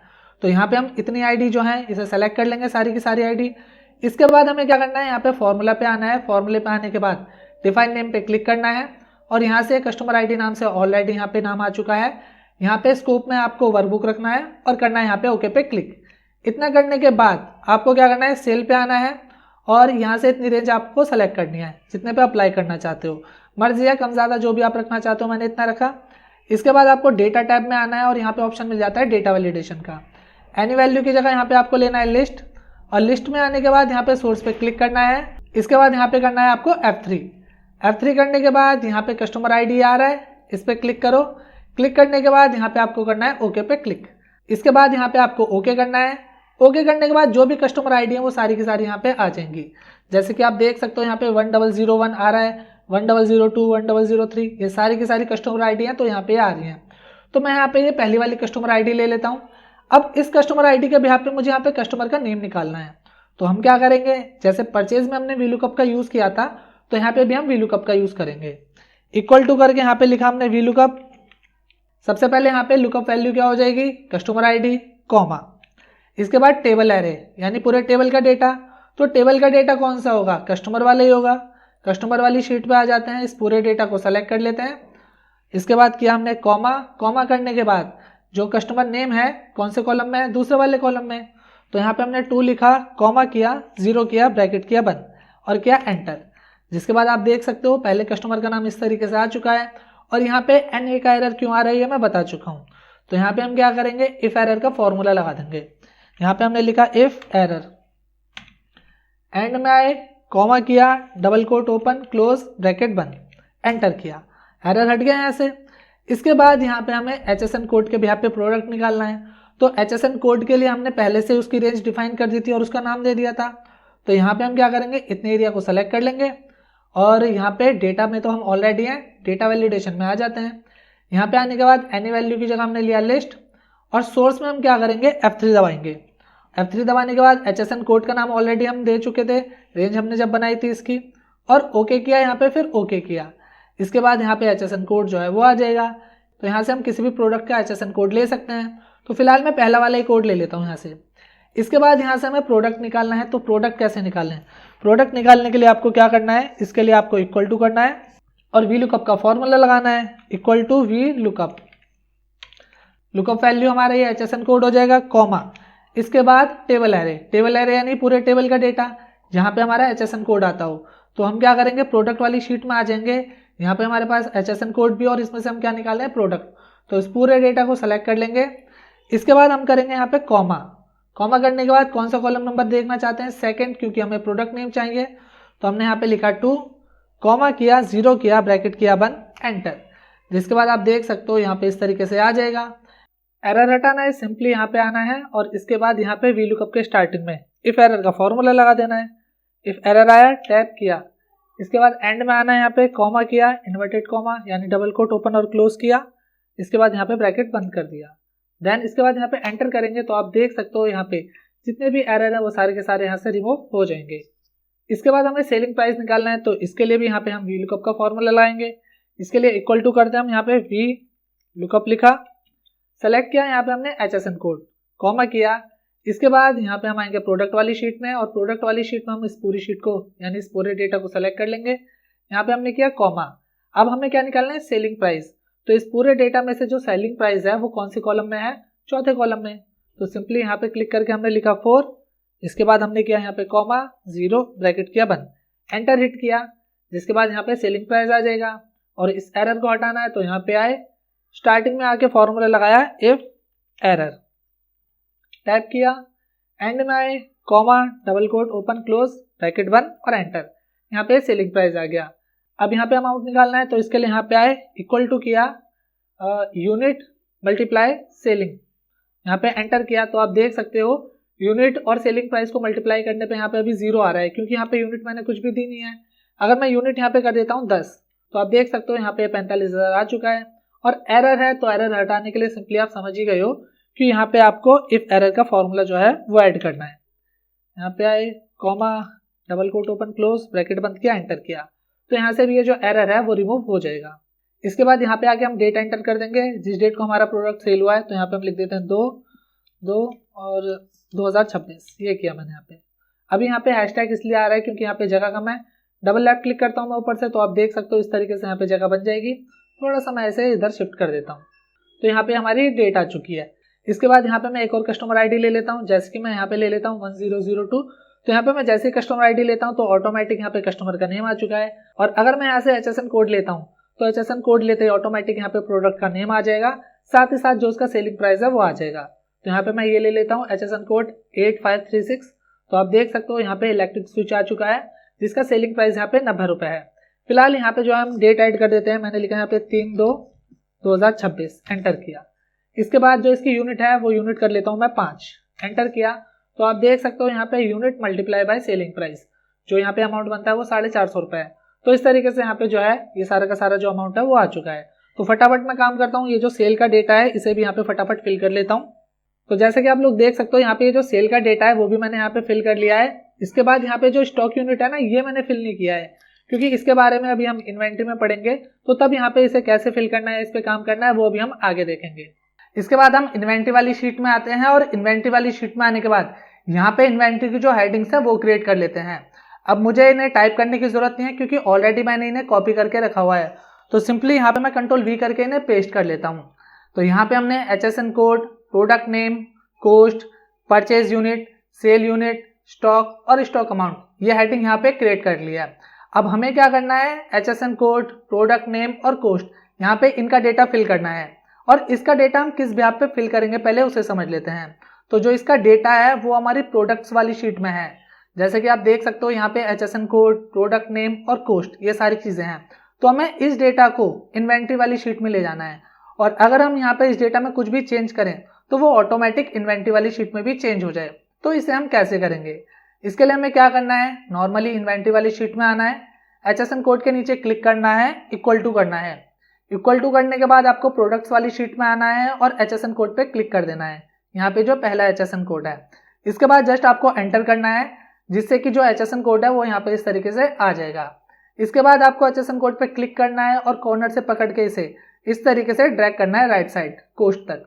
अब इतना करने के बाद आपको यहाँ से इसे कॉर्नर से पकड़ना है और नीचे तक ड्रैग करना है। तो यहाँ तक मैंने इसे ड्रैग किया, जिसके बाद आप देख सकते हो यहाँ पे जितने भी HSN कोड हैं उनका प्रोडक्ट और कॉस्ट ये आ चुका है। लेकिन अगर मैं इसे थोड़ा सा और नीचे ड्रैग करता हूँ तो आप देख सकते हो यहाँ पे हैशटैग वैल्यू का एरर आ रहा है। एरर क्यों आ रहा है, एरर इसलिए आ रहा है क्योंकि यहाँ पे HSN कोड के नीचे कोई और HSN कोड है ही नहीं, जिसकी वजह से यहाँ पे ये हैशटैग वैल्यू का एरर आ रहा है। लास्ट HSN कोड आप देख सकते हो 8503 है। तो अगर मैं प्रोडक्ट्स वाली शीट में आऊँ तो आप देख सकते हो यहाँ पे इस तरीके से यहाँ पे 8503 का जो HSN कोड है वो यहाँ पे शो हो रहा है। इसके नीचे कोई दूसरा HSN कोड नहीं है, जिसकी वजह से यहाँ पे इन्वेंट्री वाली शीट में एरर आ रहा है। अब एरर हटाने के लिए हमें क्या करना है, यहाँ पे क्लिक करना है और फॉर्मूला बार में आके फॉर्मूला लगाना है इफ एरर का। ये तो पता ही है आपको इफ एरर का फॉर्मूला, कई बार बता दिया मैंने। अब इफ एरर का फॉर्मूला लगाया, इसके बाद एंड में आके comma, double quote open close किया, ब्रैकेट किया बंद और एंटर किया। इसके बाद यहाँ पे इसे पकड़ना है, कॉर्नर से पकड़ के राइट साइड खींचना है इसे। इसके बाद फिर यहाँ से इसे होल्ड करना है और ड्रैग करना है नीचे तक, जिसके बाद आप देखोगे जो एरर है वो यहाँ पे इस तरीके से रिमूव हो जाएगा। अब यहाँ पे जो प्रोडक्ट नेम है ना, तो आप देख सकते हो यहाँ पे इसकी कॉलम की विड्थ कम है, तो मैं यहाँ पे डबल लेफ्ट क्लिक करके कॉलम की विड्थ को मैनेज कर लेता हूँ। इसके बाद हमें यहाँ पे परचेज यूनिट और सोल्ड यूनिट ये दो चीजें निकालनी है। तो परचेज यूनिट हमें कहाँ मिलेगी, परचेज वाली शीट में, और जो सोल्ड यूनिट है वो हमें कहाँ मिलेगी, सेल वाली शीट में। यहाँ पे आप देख सकते हो आ रही है ना, ये सेल यूनिट हो गई और यहाँ पे ये परचेज की यूनिट हो गई। तो इन दोनों को यहाँ पे इन्वेंट्री वाली शीट में कैसे लाएं, इसके लिए हम यूज करेंगे सम इफ फॉर्मूले का। तो इसके लिए इक्वल टू किया मैंने, फॉर्मूला लगाया, सम इफ, टैप किया। अब सबसे पहले ये रेंज पूछ रहा है, तो रेंज के लिए हमें क्या करना है, किसकी यूनिट हम निकाल रहे हैं, यूपीएस की निकाल रहे हैं। तो यूपीएस जो है वो किस रेंज में है, किस एरिया में है। तो परचेज वाली शीट में आएंगे हम, यहाँ पे ये प्रोडक्ट हमने सेलेक्ट कर लिए क्योंकि यूपीएस इसी रेंज में है, कॉमा किया। इसके बाद क्राइटेरिया, क्राइटेरिया के लिए इन्वेंट्री वाली शीट में आना है और यहाँ पे ये पहला जो प्रोडक्ट है यूपीएस, इसे सेलेक्ट कर लेना है। इसके बाद किया हमने कॉमा, कॉमा करने के बाद सम रेंज, सम रेंज के लिए वापस परचेज में आएंगे और यहाँ पे जो यूनिट्स हैं इन्हें सेलेक्ट कर लेंगे और एंटर करेंगे, जिससे कि यहाँ पे जो परचेज की यूनिट है वो निकल के आ जाएंगी। तो यहाँ पे इस पर क्लिक करना है और इस तरीके से इसे ड्रैग कर देना है, जिससे कि जो भी परचेज की यूनिट है वो सारी की सारी इस तरीके से यहाँ पे आ जाएंगी। अब हमें सेल की यूनिट निकालनी है, तो इसके लिए यहाँ पे क्लिक करना है, इक्वल टू करके फॉर्मूला लगाना है, सम इफ, दोबारा टैप किया, रेंज, तो रेंज क्या हो जाएगी, सेल पे आएंगे। सेल पे आने के बाद यहाँ पे जो रेंज है वो यही है प्रोडक्ट की हमारी, क्योंकि इसी के अंदर हमारे प्रोडक्ट हैं। कॉमा किया, कॉमा करने के बाद क्राइटेरिया, क्राइटेरिया के लिए इन्वेंट्री पाएंगे। इन्वेंट्री पे आने के बाद यहाँ पे हम इसे ले लेंगे यूपीएस को और फिर करेंगे कॉमा। कॉमा करने के बाद सम रेंज पूछ रहा है, तो सम रेंज क्या हो जाएगी, यहाँ पे सम रेंज में हमें लेना है यहाँ पे यूनिट्स को। यूनिट सेलेक्ट करी, ब्रैकेट किया बंद और एंटर किया, जिससे कि यहाँ पे सेल की जो भी यूनिट है वो सारी की सारी इस तरीके से यहाँ पे निकल के आ जाएंगी। इसके बाद हमें निकालना है स्टॉक, यानी यहाँ पे ये परचेज यूनिट है, यहाँ पे ये सेल यूनिट है। तो परचेज यूनिट में से सेल यूनिट माइनस करने के बाद कितनी यूनिट हमारे पास बचेंगी, तो वो हमें यहाँ पे स्टॉक में निकालना है। इक्वल टू करेंगे purchase unit minus sold unit, enter किया। तो आप देख सकते हो यहाँ पे परचेज यूनिट जो है यूपीएस की वो 22 है, सोल्ड यूनिट 10 है, जिसके बाद यहाँ पे स्टॉक में कितनी यूनिट बच जाएंगी, 12। तो यहाँ पे मैंने क्लिक किया और इसे पकड़ के इस तरीके से ड्रैग कर देंगे। तो यहाँ पे आप देख सकते हो जितनी भी यहाँ पे स्टॉक है वो सारे के सारे आ चुके हैं। अब एक चीज यहाँ पे आप नोटिस करो, यहाँ पे जो इलेक्ट्रिक स्विच है ये हमने परचेज किए हैं 4, लेकिन यहाँ पे सेल में कितने हैं 5, जिसकी वजह से यहाँ पे क्या आ रहा है, -1। अब ये तो गलत आ रहा है ना भाई, जितने परचेज किए हैं उतने ही तो सेल कर सकते हैं, ऐसा तो है नहीं परचेज हमने 5 किए हैं और सेल हम 10 कर रहे हैं, ये तो गलत है। तो इस चीज को यहाँ पे आप किस तरीके से सही करें, तो इसके लिए आपको क्या करना है, सेल वाली शीट पे आना है वापस, और सेल वाली शीट में आने के बाद यहाँ पे ये स्टॉक यूनिट का एक कॉलम है जो कि मैंने छोड़ दिया था, मैंने बोला था ना जब इन्वेंट्री पे काम करेंगे तब इसके बारे में बात करेंगे। तो यहाँ पे जो ये स्टॉक यूनिट का कॉलम है ना, वो यही वाला कॉलम है जो यहाँ पे आप इन्वेंट्री में देख रहे हो। तो अब हमें क्या करना है, ये जो स्टॉक की यूनिट है इन्हें यहाँ पे सेल वाली शीट में लेके आना है इस जगह। तो कैसे लाएंगे, इसके लिए यहाँ पे आपको क्लिक करना है और फॉर्मूला लगाना है equal to V lookup. Formula लगाया वी लुकअप, लुकअप वैल्यू क्या हो जाएगी, तो इन्वेंट्री पे आएंगे, लुकअप वैल्यू ये HSN कोड हो गया, कॉमा, इसके बाद यहाँ पे टेबल डेटा, तो पूरे टेबल का डेटा हो जाएगा। ये याद रहे ये स्टॉक अमाउंट तक सेलेक्ट करना है आपको पूरा डेटा, अभी इसके बारे में हम आगे बात करेंगे। फिलहाल हम यहाँ पे कर लेते हैं कॉमा। अब कॉलम नंबर, कौन सा कॉलम नंबर देखना चाहते हो, यहाँ पे 1 2 3 4 5 6, तो स्टॉक हमारा 6 नंबर पे है, यहाँ पे लिखा मैंने 6, कॉमा किया, 0 किया, ब्रैकेट किया बंद और एंटर किया। जिसके बाद आप देख सकते हो इस तरीके से यहाँ पे जो स्टॉक की यूनिट है वो आ चुकी है। मैं यहाँ पे इन्हें सेलेक्ट कर लेता हूँ इतना और सेंटर अलाइन कर लेता हूँ, थोड़ा सा सही आ जाएगा यहाँ पे। अब यहाँ पे आप नोटिस करो यूपीएस हमारे पास 12 है स्टॉक में, 10 हमने सेल कर दिए हैं। इलेक्ट्रिक स्विच हमारे पास स्टॉक में -1 है और सेल हमने कितने किए हैं, 5। ये तो गलत है ना, तो हम एक काम करते हैं, यहाँ से अगर मैं इसे 3 कर दूंगा तो ये ऑटोमेटिक ठीक हो जाएगा। आप देख सकते हो यहाँ पे मैंने 3 किया तो ऑटोमेटिक ये ठीक हो गया। एक काम तो आप ये कर सकते हो और दूसरा काम आप ये कर सकते हो कि अगर आप यहाँ पे जो स्टॉक माइनस में उसे परचेज करोगे तो ऑटोमेटिक यहाँ पे जो है इसकी स्टॉक यूनिट ठीक हो जाएगी। तो यहाँ पे अभी एलईडी बल्ब जो है वो माइनस में है, तो इसके लिए मैं क्या करता हूँ, यहाँ पे परचेज वाली शीट में आ जाता हूँ और परचेज वाली शीट में आने के बाद यहाँ पे कॉर्नर से टेबल को पकड़ के ड्रैग कर देता हूँ थोड़ा नीचे तक, जिससे कि टेबल का एरिया बढ़ जाएगा। और अगर मैं यहाँ पे आता हूँ, कोई भी मैं एक HSN कोड ले लेता हूँ, जैसे कि यहाँ पे एलईडी बल्ब जो है इसका HSN कोड 9405 है, तो मैं ये ले लेता हूँ 9405। इसके बाद यहाँ पे मैं ले लेता हूँ कोई भी प्रोडक्ट, जैसे कि एलईडी बल्ब की बात हो रही है तो एलईडी बल्ब भी ले लेता हूँ मैं।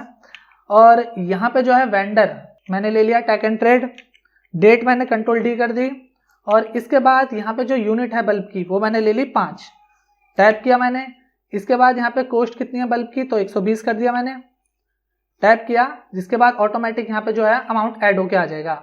अब अगर मैं सेल वाली शीट में हूँ तो आप देख सकते हो ऑटोमेटिक यहाँ पे जो हमारा एलईडी बल्ब था वो यहाँ पे पहले माइनस में था, बट अब वो जो है यहाँ पे ठीक हो चुका है।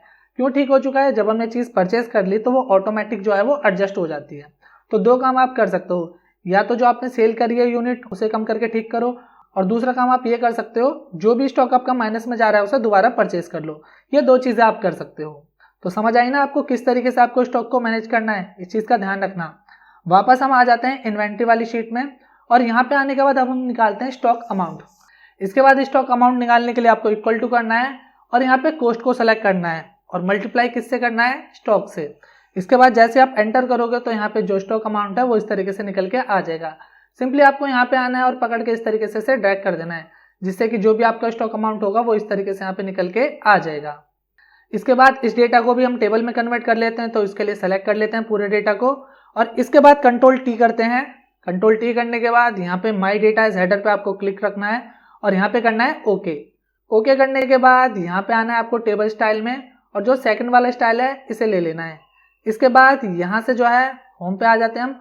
होम पे आने के बाद ये जो HSN कोड है इन्हें मैं सेलेक्ट करता हूँ। सेलेक्ट करने के बाद यहाँ पे मैं इसे लेफ्ट अलाइन कर देता हूँ। इतना करने के बाद यहाँ से मैं इतना सेलेक्ट कर लेता हूँ यूनिट्स को और इन्हें भी मैं यहाँ से सेंटर अलाइन कर देता हूँ, जिससे कि सेंटर में आ जाएंगी। इसे भी सेलेक्ट कर लेता हूँ, ये रह गया था। तो यहाँ पे आप देख सकते हो इन्वेंट्री में हमारे पास HSN कोड, प्रोडक्ट, कॉस्ट, यहाँ पे purchase unit, sold unit, stock और स्टॉक अमाउंट, ये सारी चीज़ें आ चुकी हैं। अब अगर इसके बाद आप और भी डेटा इसमें टाइप करोगे तो टाइप करने के लिए आपको नीचे आना पड़ेगा और जब आप नीचे आओगे तो ऑटोमेटिक जो ऊपर की हेडिंग्स हैं वो गायब हो जाएंगी। तो आप ये चाहते हो कि ऊपर की जो आपकी हेडिंग्स हैं वो एक जगह स्टेबल रहे, वो हाइड ना हो। तो इसके लिए आपको क्या करना है, जिस हेडिंग को आप स्टेबल रखना चाहते हो उससे एक रो नीचे आपको क्लिक करना है, व्यू में आना है। व्यू में आने के बाद यहाँ पे ऑप्शन मिल जाता है फ्री स्पेस। इस पे आपको पहला ऑप्शन मिल जाएगा फ्री स्पेस, इस पे क्लिक कर दो। जैसे इस पे क्लिक करोगे और अगर आप अब कुछ भी टाइप करोगे नीचे तो आप देख सकते हो जो आपकी हेडिंग है वो एक जगह स्टेबल है। आपको बार बार ऊपर जाने की जरूरत नहीं है कि भाई HSN कोड कहाँ है, नेम कहाँ है। सिंपली आप कहीं भी कुछ भी टाइप करो, आपको जो हेडिंग है वो इजीली विजिबल होती रहेंगी। इसके अलावा जो यहाँ से लेफ्ट साइड में डेटा है ये भी आपका जो है वो फ्रीज हो चुका है। अगर आप यहाँ से इस तरीके से ट्रैक करोगे तो आप देख सकते हो लेफ्ट साइड से जो चीज़ें हैं वो भी आपकी फ्रीज हो चुकी हैं। आप इसे हटाना चाहते हो तो आपको क्या करना है, व्यू में आना है, फ्री स्पेस पे आना है और यहाँ पे इसे अनफ्रीज करना है, जिससे कि अगर आप अब कुछ भी टाइप करोगे तो ऊपर की हेडिंग आपकी गायब हो जाएंगी। तो ये चीज़ें आप इसमें कर सकते हो। अब यहाँ पे ये तो बात हुई इन्वेंट्री की, अब चलते हैं पिवट्स की तरफ। तो पिवट्स में हम करने के वाले हैं, पहले ये देख लेते हैं। तो पिवट्स में हम यहाँ पे इनसाइड जो है उन्हें कैलकुलेट करेंगे। अब कैसे कैलकुलेट करेंगे, क्या करेंगे, उसे समझ लेते हैं। तो इसके लिए हमें क्या करना है, सबसे पहले आना है हमें कस्टमर्स वाली शीट में। अब कस्टमर्स वाली शीट में आने के बाद हमें इस शीट पे क्लिक करना है, इंसर्ट में आना है और इंसर्ट में आने के बाद यहाँ पे पिवट टेबल पे करना है क्लिक। इतना करने के बाद यहाँ पे हमें एग्जिस्टिंग वर्कबुक पे क्लिक करना है और यहाँ पे लोकेशन हमें कौन सी देनी है, तो लोकेशन हमें इस शीट की नहीं देनी। लोकेशन के लिए हम आएंगे पिवट्स पे और पिवट्स पे आने के बाद मैं यहाँ पे A2 की लोकेशन दे देता हूँ और यहाँ पे मैं करता हूँ ओके। जिसके बाद इस तरीके से यहाँ पे जो है वो पिवट टेबल आ चुकी है। इसके बाद हमें यहाँ पे नेम को पकड़ना है और नेम को पकड़ के यहाँ पे वैल्यूज में आके ड्रैग कर देना है। जिसके बाद आप देख सकते हो यहाँ पे इस तरीके से काउंट ऑफ नेम पे 7 आ जाएगा। 7 का मतलब यह है कि यहाँ पे जो टोटल नंबर ऑफ कस्टमर है वो 7 है। इसके बाद हमें क्या करना है, यहाँ पे आना है और टाइप करना है कस्टमर, एंटर करना है और इसके बाद इक्वल टू करना है और यहाँ पे इस वैल्यू पे क्लिक करना है और एंटर करना है। अब ये वैल्यू मैंने यहाँ पे इसलिए लिया है कि जब हम आगे डैशबोर्ड वगैरह बनाएंगे ना तो वहाँ पे शेप वगैरह का काम होगा, तो शेप वगैरह में यहाँ पे पिवट टेबल में वैल्यू वर्क नहीं करती है ऐसे, तो इसलिए जो है हमने इस वैल्यू को बाहर ले लिया है, जिससे कि अगर यहाँ पे कुछ भी चेंज होता है तो वो ऑटोमेटिक यहाँ पे भी अप्लाई हो जाएगा। अब इसके बाद हमें क्या करना है, दोबारा पिवट अप्लाई करना है। दोबारा पिवट किस पे अप्लाई करेंगे, तो इसके लिए हमें क्या करना है, यहाँ पे आना है प्रोडक्ट्स वाली शीट में और इस बार इस पे क्लिक किया, इंसर्ट में आते हैं, पिवट टेबल पे क्लिक किया, पूरा डेटा सेलेक्ट हो गया। एग्जिस्टिंग वर्कबुक में आते हैं, लोकेशन के लिए वापस पिवट में आ जाते हैं और पिवट में आने के बाद यहाँ पे मैंने क्लिक किया इस जगह और किया ओके, जिससे कि यहाँ पे दोबारा पिवट आ जाएगा। और इसके बाद हमें क्या करना है, यहाँ पे जो प्रोडक्ट नेम है इसे पकड़ के यहाँ पे वैल्यू पे छोड़ देना है, जिससे कि यहाँ पे काउंट ऑफ प्रोडक्ट नेम आ जाएगा। यहाँ पे 10 आ रहा है ना, यानी टोटल नंबर ऑफ हमारे जो प्रोडक्ट हैं वो कितने हैं, 10। अब इसके बाद यहाँ पे आना है, यहाँ पे आने के बाद लिख देना है प्रोडक्ट्स लिखा। देन इसके बाद हमें क्या करना है, वापस आना है अगली शीट में। इसके बाद परचेज वाली शीट में आ जाते हैं। परचेज वाली शीट में क्लिक किया हमने, इंसर्ट में आएंगे, पिवट टेबल पे क्लिक किया, ऑटोमेटिक पूरा डेटा सेलेक्ट हो जाएगा। एग्जिस्टिंग वर्कबुक पे क्लिक किया, लोकेशन में हमें क्या करना है, पिवट पे आना है वापस और यहाँ पे इस पे क्लिक किया। देन हमें करना है ओके। ओके करने के बाद यहाँ पे अमाउंट पकड़ा हमने और अमाउंट पकड़ के यहाँ पे वैल्यू पे आके ड्रैग कर देंगे, जिससे कि यहाँ पे सम ऑफ अमाउंट इस तरीके से यहाँ पे आ जाएगा। इसके बाद हमें क्या करना है, सेल पे आना है। सेल पे आने के बाद दोबारा डेटा पे क्लिक किया, इंसर्ट पे आएंगे, पिवट टेबल पे क्लिक करेंगे और एग्जिस्टिंग पे क्लिक करेंगे। देन यहाँ पे हमें क्या करना है, लोकेशन, पिवट पे आएंगे। पिवट पे आने के बाद यहाँ पे मैंने इस पे क्लिक किया एंड देन यहाँ पे आके कर दिया ओके। सेम चीज यहाँ पे भी करेंगे, क्या करना है, अमाउंट पकड़ा और यहाँ पे आके वैल्यू में ड्रैग कर दिया। तो यहाँ पे परचेज का टोटल अमाउंट आ गया और यहाँ पे सेल का टोटल अमाउंट आ गया है। यहाँ पे आके मैं लिख लेता हूँ परचेज अमाउंट, थोड़ा सा यहाँ पे इसे बड़ा कर लेता हूँ लाइक दिस और यहाँ पे लिख लेता हूँ सेल्स अमाउंट। सेम चीज यहाँ पे मैं फॉर्मूला लगा लेता हूँ, इक्वल टू किया मैंने, इस पे क्लिक किया, एंटर किया, यहाँ पे आ गया प्रोडक्ट्स टोटल 10। इसके बाद यहाँ पे आते हैं, इक्वल टू किया, इस पे क्लिक किया, एंटर किया, टोटल अमाउंट यहाँ पे आ गया। सेल्स के लिए यहाँ पे इक्वल टू किया, यहाँ पे आए, एंटर किया, तो यहाँ पे ये सारी चीजें इसमें आ चुकी हैं। अभी मैं समझा दूंगा एक बार दोबारा, फिलहाल अभी इसे कंप्लीट कर लेते हैं। इसके बाद यहाँ पे क्या करना है, इन्वेंट्री वाली शीट में आता है। इन्वेंट्री वाली शीट में आने के बाद इंसर्ट में आएंगे, पिवट टेबल पे क्लिक करेंगे, एग्जिस्टिंग वर्कबुक पे क्लिक किया, यहाँ पे लोकेशन देनी है हमें, तो पिवट में आएंगे। पिवट में आने के बाद यहाँ पे इस जगह मैंने क्लिक किया और यहाँ पे किया मैंने ओके, जिससे कि यहाँ पे पिवट आ गया। और इसमें क्या लेंगे हम, स्टॉक अमाउंट, इधर से पकड़ के इसे ड्रैग किया वैल्यू तक, तो यहाँ पे वैल्यू पे आ जाएगा। यहाँ पे हम टाइप कर लेते हैं स्टॉक अमाउंट, इक्वल टू किया, यहाँ पे क्लिक किया और एंटर किया, तो यहाँ पे इस तरीके से आ जाएगा। अब समटाइम ऐसा हो सकता है कि अगर आप यहाँ पे अमाउंट ले रहे हो और इस तरीके से वैल्यू पे से ड्रैग कर रहे हो, तो यहाँ पे अमाउंट की जगह जो है टोटल काउंट आ सकता है। यहाँ पे टोटल काउंट कब आता है, जब आप यहाँ पे आओगे, लेफ्ट क्लिक करोगे, लेफ्ट क्लिक करने के बाद यहाँ पे वैल्यू फील्ड सेटिंग में आओगे, यहाँ पे क्लिक करो, तो यहाँ पे अभी सम है, जिसकी वजह से हमें सबका सम शो हो रहा है।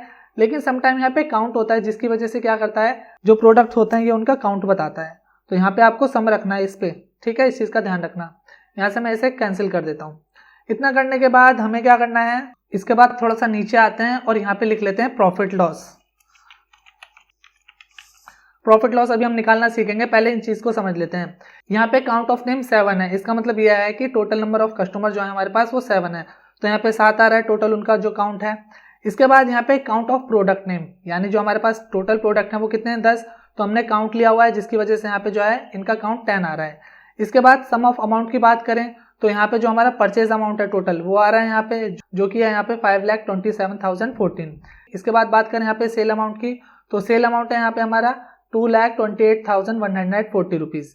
तो ये चीज़ें मैंने यहाँ पे ले ली हैं। साथ ही साथ इनकी जो वैल्यूज़ हैं वो भी मैंने यहाँ पे राइट साइड में पिक कर लिए हैं, जिससे कि जब हम डैशबोर्ड बनाएंगे तो वहाँ पे हम इन वैल्यूज़ का यूज़ कर सकते हैं।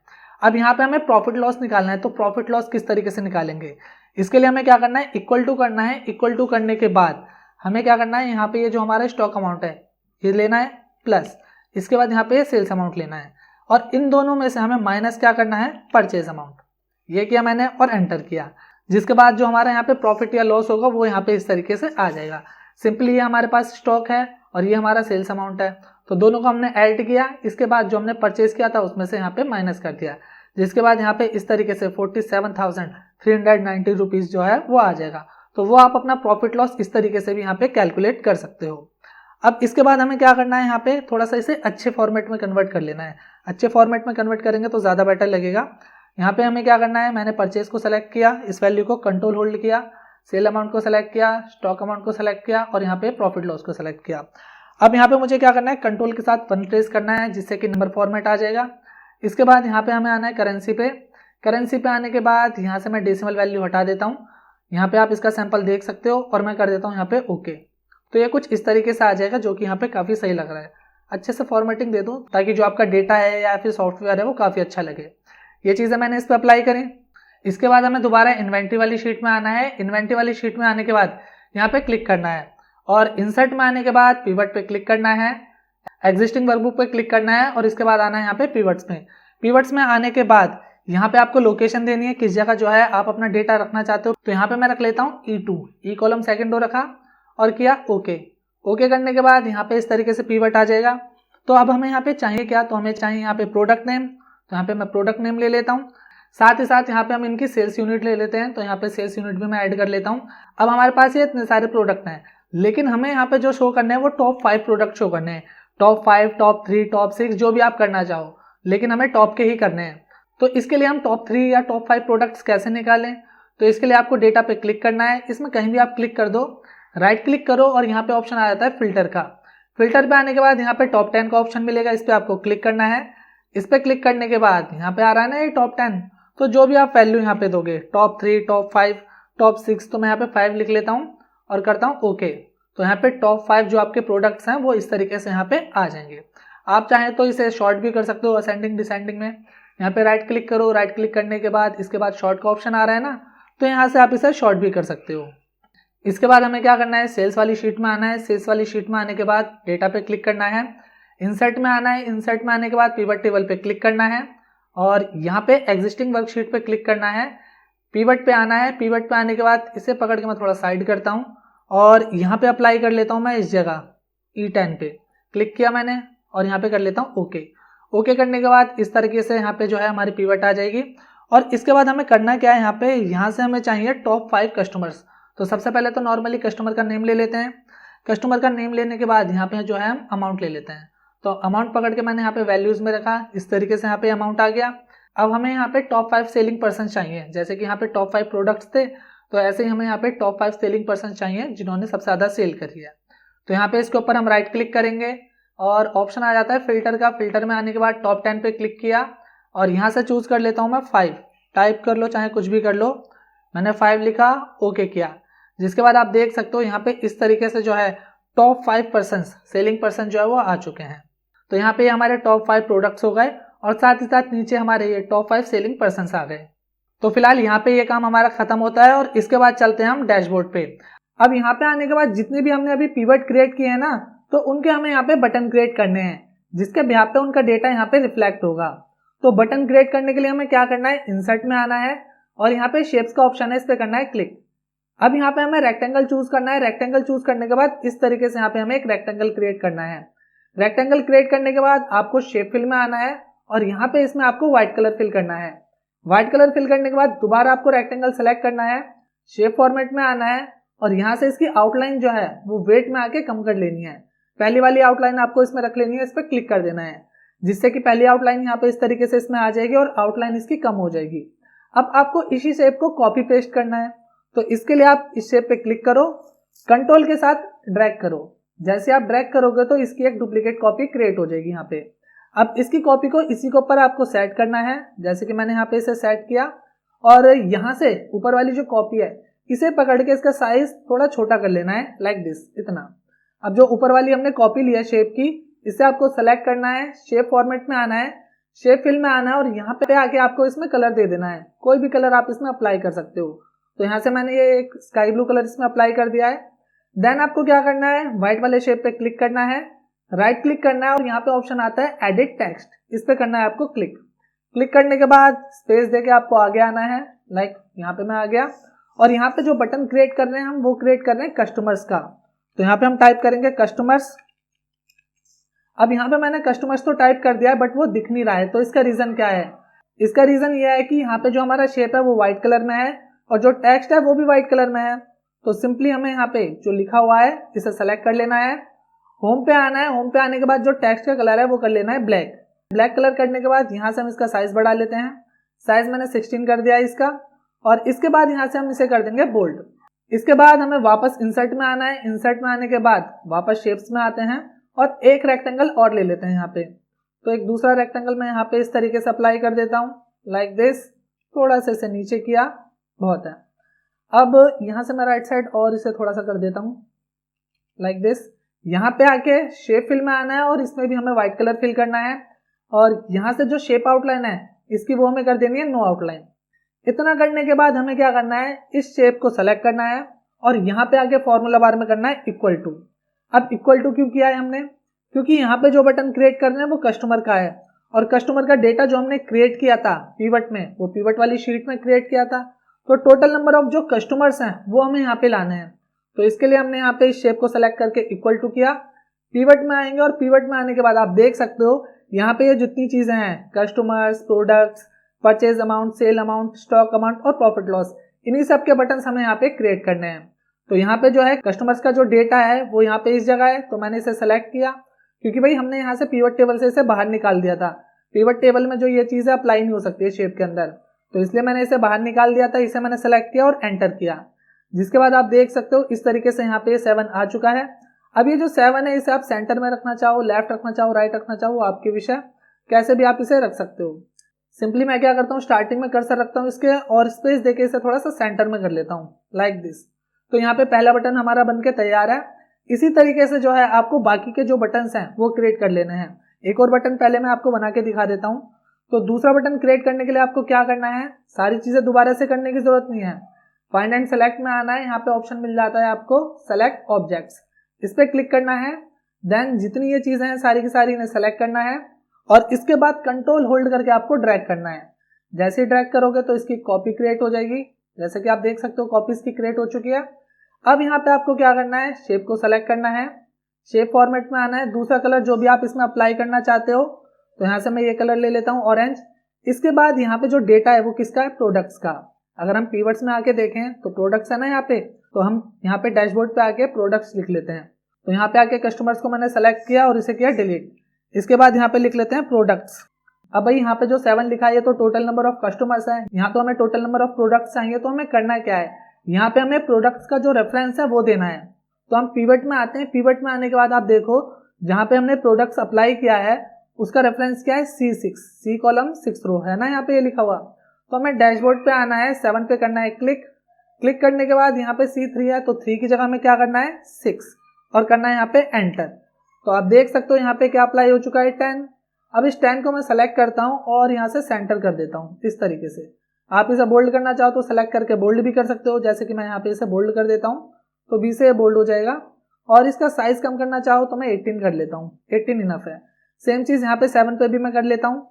तो यहाँ पे 7 पे मैं आया, इसका साइज मैंने 18 किया, बोल्ड किया इसे, तो ये इस तरीके से यहाँ पे आ जाएगा। अब इसी तरीके से बाकी के जो बटन्स हैं मैं फटाफट उन्हें क्रिएट कर लेता हूँ। तो जैसा कि आप लोग देख सकते हो यहाँ पे जितने भी बटन्स थे रिमेनिंग वो सारे मैंने क्रिएट कर लिए हैं। Purchase amount, sale amount, stock amount, profit loss, तो ये सारी चीजें मैंने क्रिएट कर ली हैं। जैसे यहाँ पे हमने कस्टमर और प्रोडक्ट का रेफरेंस दिया था पीवट में जाके, वैसे हमने यहाँ पे purchase amount, sale amount, stock amount और प्रॉफिट लॉस का यहाँ पे रेफरेंस दिया है। सिंपली यहाँ पे हमने क्लिक किया अमाउंट पे, और यहाँ पे आप देख सकते हो फॉर्मूला बार में C9 मतलब जो इसका रेफरेंस है परचेज अमाउंट का वो पिवट में सी कॉलम 9th रो पे है। तो यहाँ पे हमने सिर्फ रेफरेंस दिया है, जिसके बाद यहाँ पे जो अमाउंट है परचेज का वो रिफ्लेक्ट हो गया है। अब इसके बाद हम यहाँ पे एक नोटिफिकेशन बार क्रिएट करना चाहते हैं। तो नोटिफिकेशन बार क्रिएट करने के लिए आपको क्या करना है, सिंपली मैं एक एरिया सेलेक्ट कर लेता हूँ।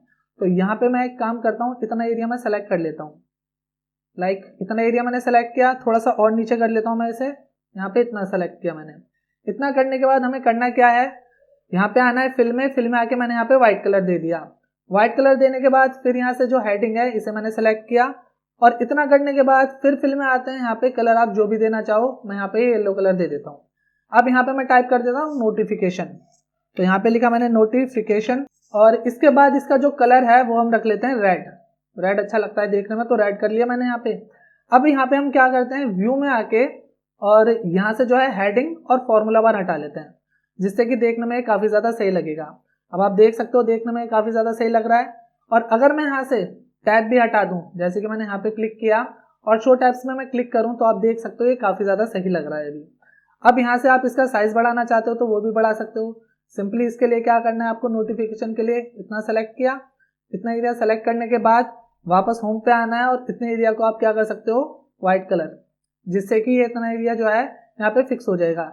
सेम चीज आप जो चाहते हो, आपका जो सॉफ्टवेयर है, ये जो इन्वेंटरी मैनेजमेंट आ रहा है ये भी काफी नीचे तक आ रहा है, तो इसे भी आप क्या कर सकते हो, यहाँ पे आपने सेलेक्ट किया इससे नीचे वाला सेल, और यहाँ पे आके आप अप्लाई कर सकते हो इसमें जो हमारी शीट का कलर है ये वाला, जिससे पता लग जाएगा कि जो सॉफ्टवेयर है भाई उसका इंटरफेस सिर्फ कितना है, इससे नीचे इसमें कुछ भी नहीं है। तो ये चीजें आप कर सकते हो। अब इसके बाद हमें क्या करना है, यहाँ पे नोटिफिकेशन बार जो है वो मैंने क्रिएट कर लिया है। अब नोटिफिकेशन में नोटिफिकेशन कहाँ से आएगी वो भी तो हमें क्रिएट करना है ना। तो उसके लिए हमें आना है इन्वेंटरी वाली शीट में, और इन्वेंटरी वाली शीट में आने के बाद यहाँ पे हमें एक नोटिफिकेशन का कॉलम ऐड करना है। तो इस पे किया मैंने क्लिक, और यहाँ पे लिख दिया नोटिफिकेशन। इसके बाद हम नोटिफिकेशन में क्या चाहते हैं वो समझ लेते हैं। तो नोटिफिकेशन में हम वेंडर का नंबर चाहते हैं। यहाँ पे वेंडर का नंबर हमें कहाँ मिलेगा, तो वेंडर का नंबर यहाँ पे वेंडर वाली शीट में मिलेगा, जैसे कि आप देख सकते हो। अब वेंडर वाली शीट में और यहाँ पे इन्वेंटरी वाली शीट में दोनों में कॉमन क्या है, HSN कोड। तो HSN कोड के बिहाफ पे हम यहाँ पे जो है कॉन्टेक्ट नंबर को ला सकते हैं। इसके लिए हमें क्या करना है, फॉर्मूला लगाना है, और कौन सा फॉर्मूला लगाना है, VLOOKUP का। अब यहाँ पे मैं फॉर्मूला लगाऊंगा, हो सकता है फॉर्मूला आपको ना दिखे, तो मैं एक काम करता हूँ, व्यू में आके यहाँ से जो है फॉर्मूला बार एक्टिव कर लेता हूँ, जिससे कि फॉर्मूला बार आपको शो होता रहेगा और वहां पे आप फॉर्मूला देख सकते हो। तो यहाँ पे आया मैं और इक्वल टू करके मैंने फॉर्मूला लगाया VLOOKUP। VLOOKUP लिखने के बाद लुकअप वैल्यू क्या हो जाएगी, ये HSN कोड हो गया। कॉमा किया, कॉमा करने के बाद टेबल एरे। तो टेबल एरे क्या है, वेंडर्स का डेटा। यहाँ पे आके हम पूरा डेटा सेलेक्ट कर लेते हैं। पूरा डेटा हमने सेलेक्ट किया, इसके बाद किया हमने कॉमा। कॉमा करने के बाद इसमें से कौन सा कॉलम नंबर देखना चाहते हो, तो भाई इस डेटा में से हम चौथा कॉलम नंबर देखना चाहते हैं। 1, 2, 3 और 4 चौथे नंबर पे ही है क्योंकि हमारा ये कॉन्टेक्ट नंबर। तो हमने यहाँ पे लिखा 4, कॉमा किया, 0 किया और कर दिया एंटर। जिसके बाद आप देख सकते हो इस तरीके से यहाँ पे नोटिफिकेशन में जो कॉन्टेक्ट नंबर है वो आ जाएंगे। इसके बाद हम ये चाहते हैं कि जिसमें भी स्टॉक 5 से कम हो सिर्फ वहां पे कॉन्टेक्ट नंबर आए, बाकी जगह में ब्लैंक आए। तो इसके लिए हमें क्या करना है, इसके लिए यहाँ पे आना है स्टार्टिंग में और फॉर्मूला लगाना है इफ का। इफ लिखा हमने, और यहाँ पे हमें क्या करना है, स्टॉक को सेलेक्ट करना है और यहाँ पे लेस देन का साइन देना है और लिखना है 5। इसका मतलब कि अगर जो स्टॉक है हमारा वो 5 से कम हो, कॉमा, तो वहां पे क्या आ जाए, कॉन्टेक्ट नंबर। और अगर ऐसा ना हो तो वहां पे क्या है, कॉमा, डबल कोट ओपन और क्लोज, और यहाँ पे हमने किया ब्रैकेट बंद, एंटर। तो वहां पे क्या आ जाए, ब्लैंक स्पेस। जैसे कि आप देख सकते हो जहां पे भी स्टॉक जो है 5 से कम है वहां पे कॉन्टेक्ट नंबर आ रहा है, और जहां पे स्टॉक 5 से ज्यादा है वहां पे ब्लैंक एरिया आ रहा है। तो इस तरीके से यहाँ पे आप कॉन्टेक्ट नंबर और ब्लैंक स्पेस ऐड कर सकते हो। अब इसके बाद अगर आपको इसमें कोई मैसेज प्रिंट करवाना है तो उसके लिए आपको क्या करना पड़ेगा, उसके लिए मैं वापस यहाँ पे पहले सेल पे आता हूँ और यहाँ पे मैं फॉर्मूला अप्लाई करता हूँ।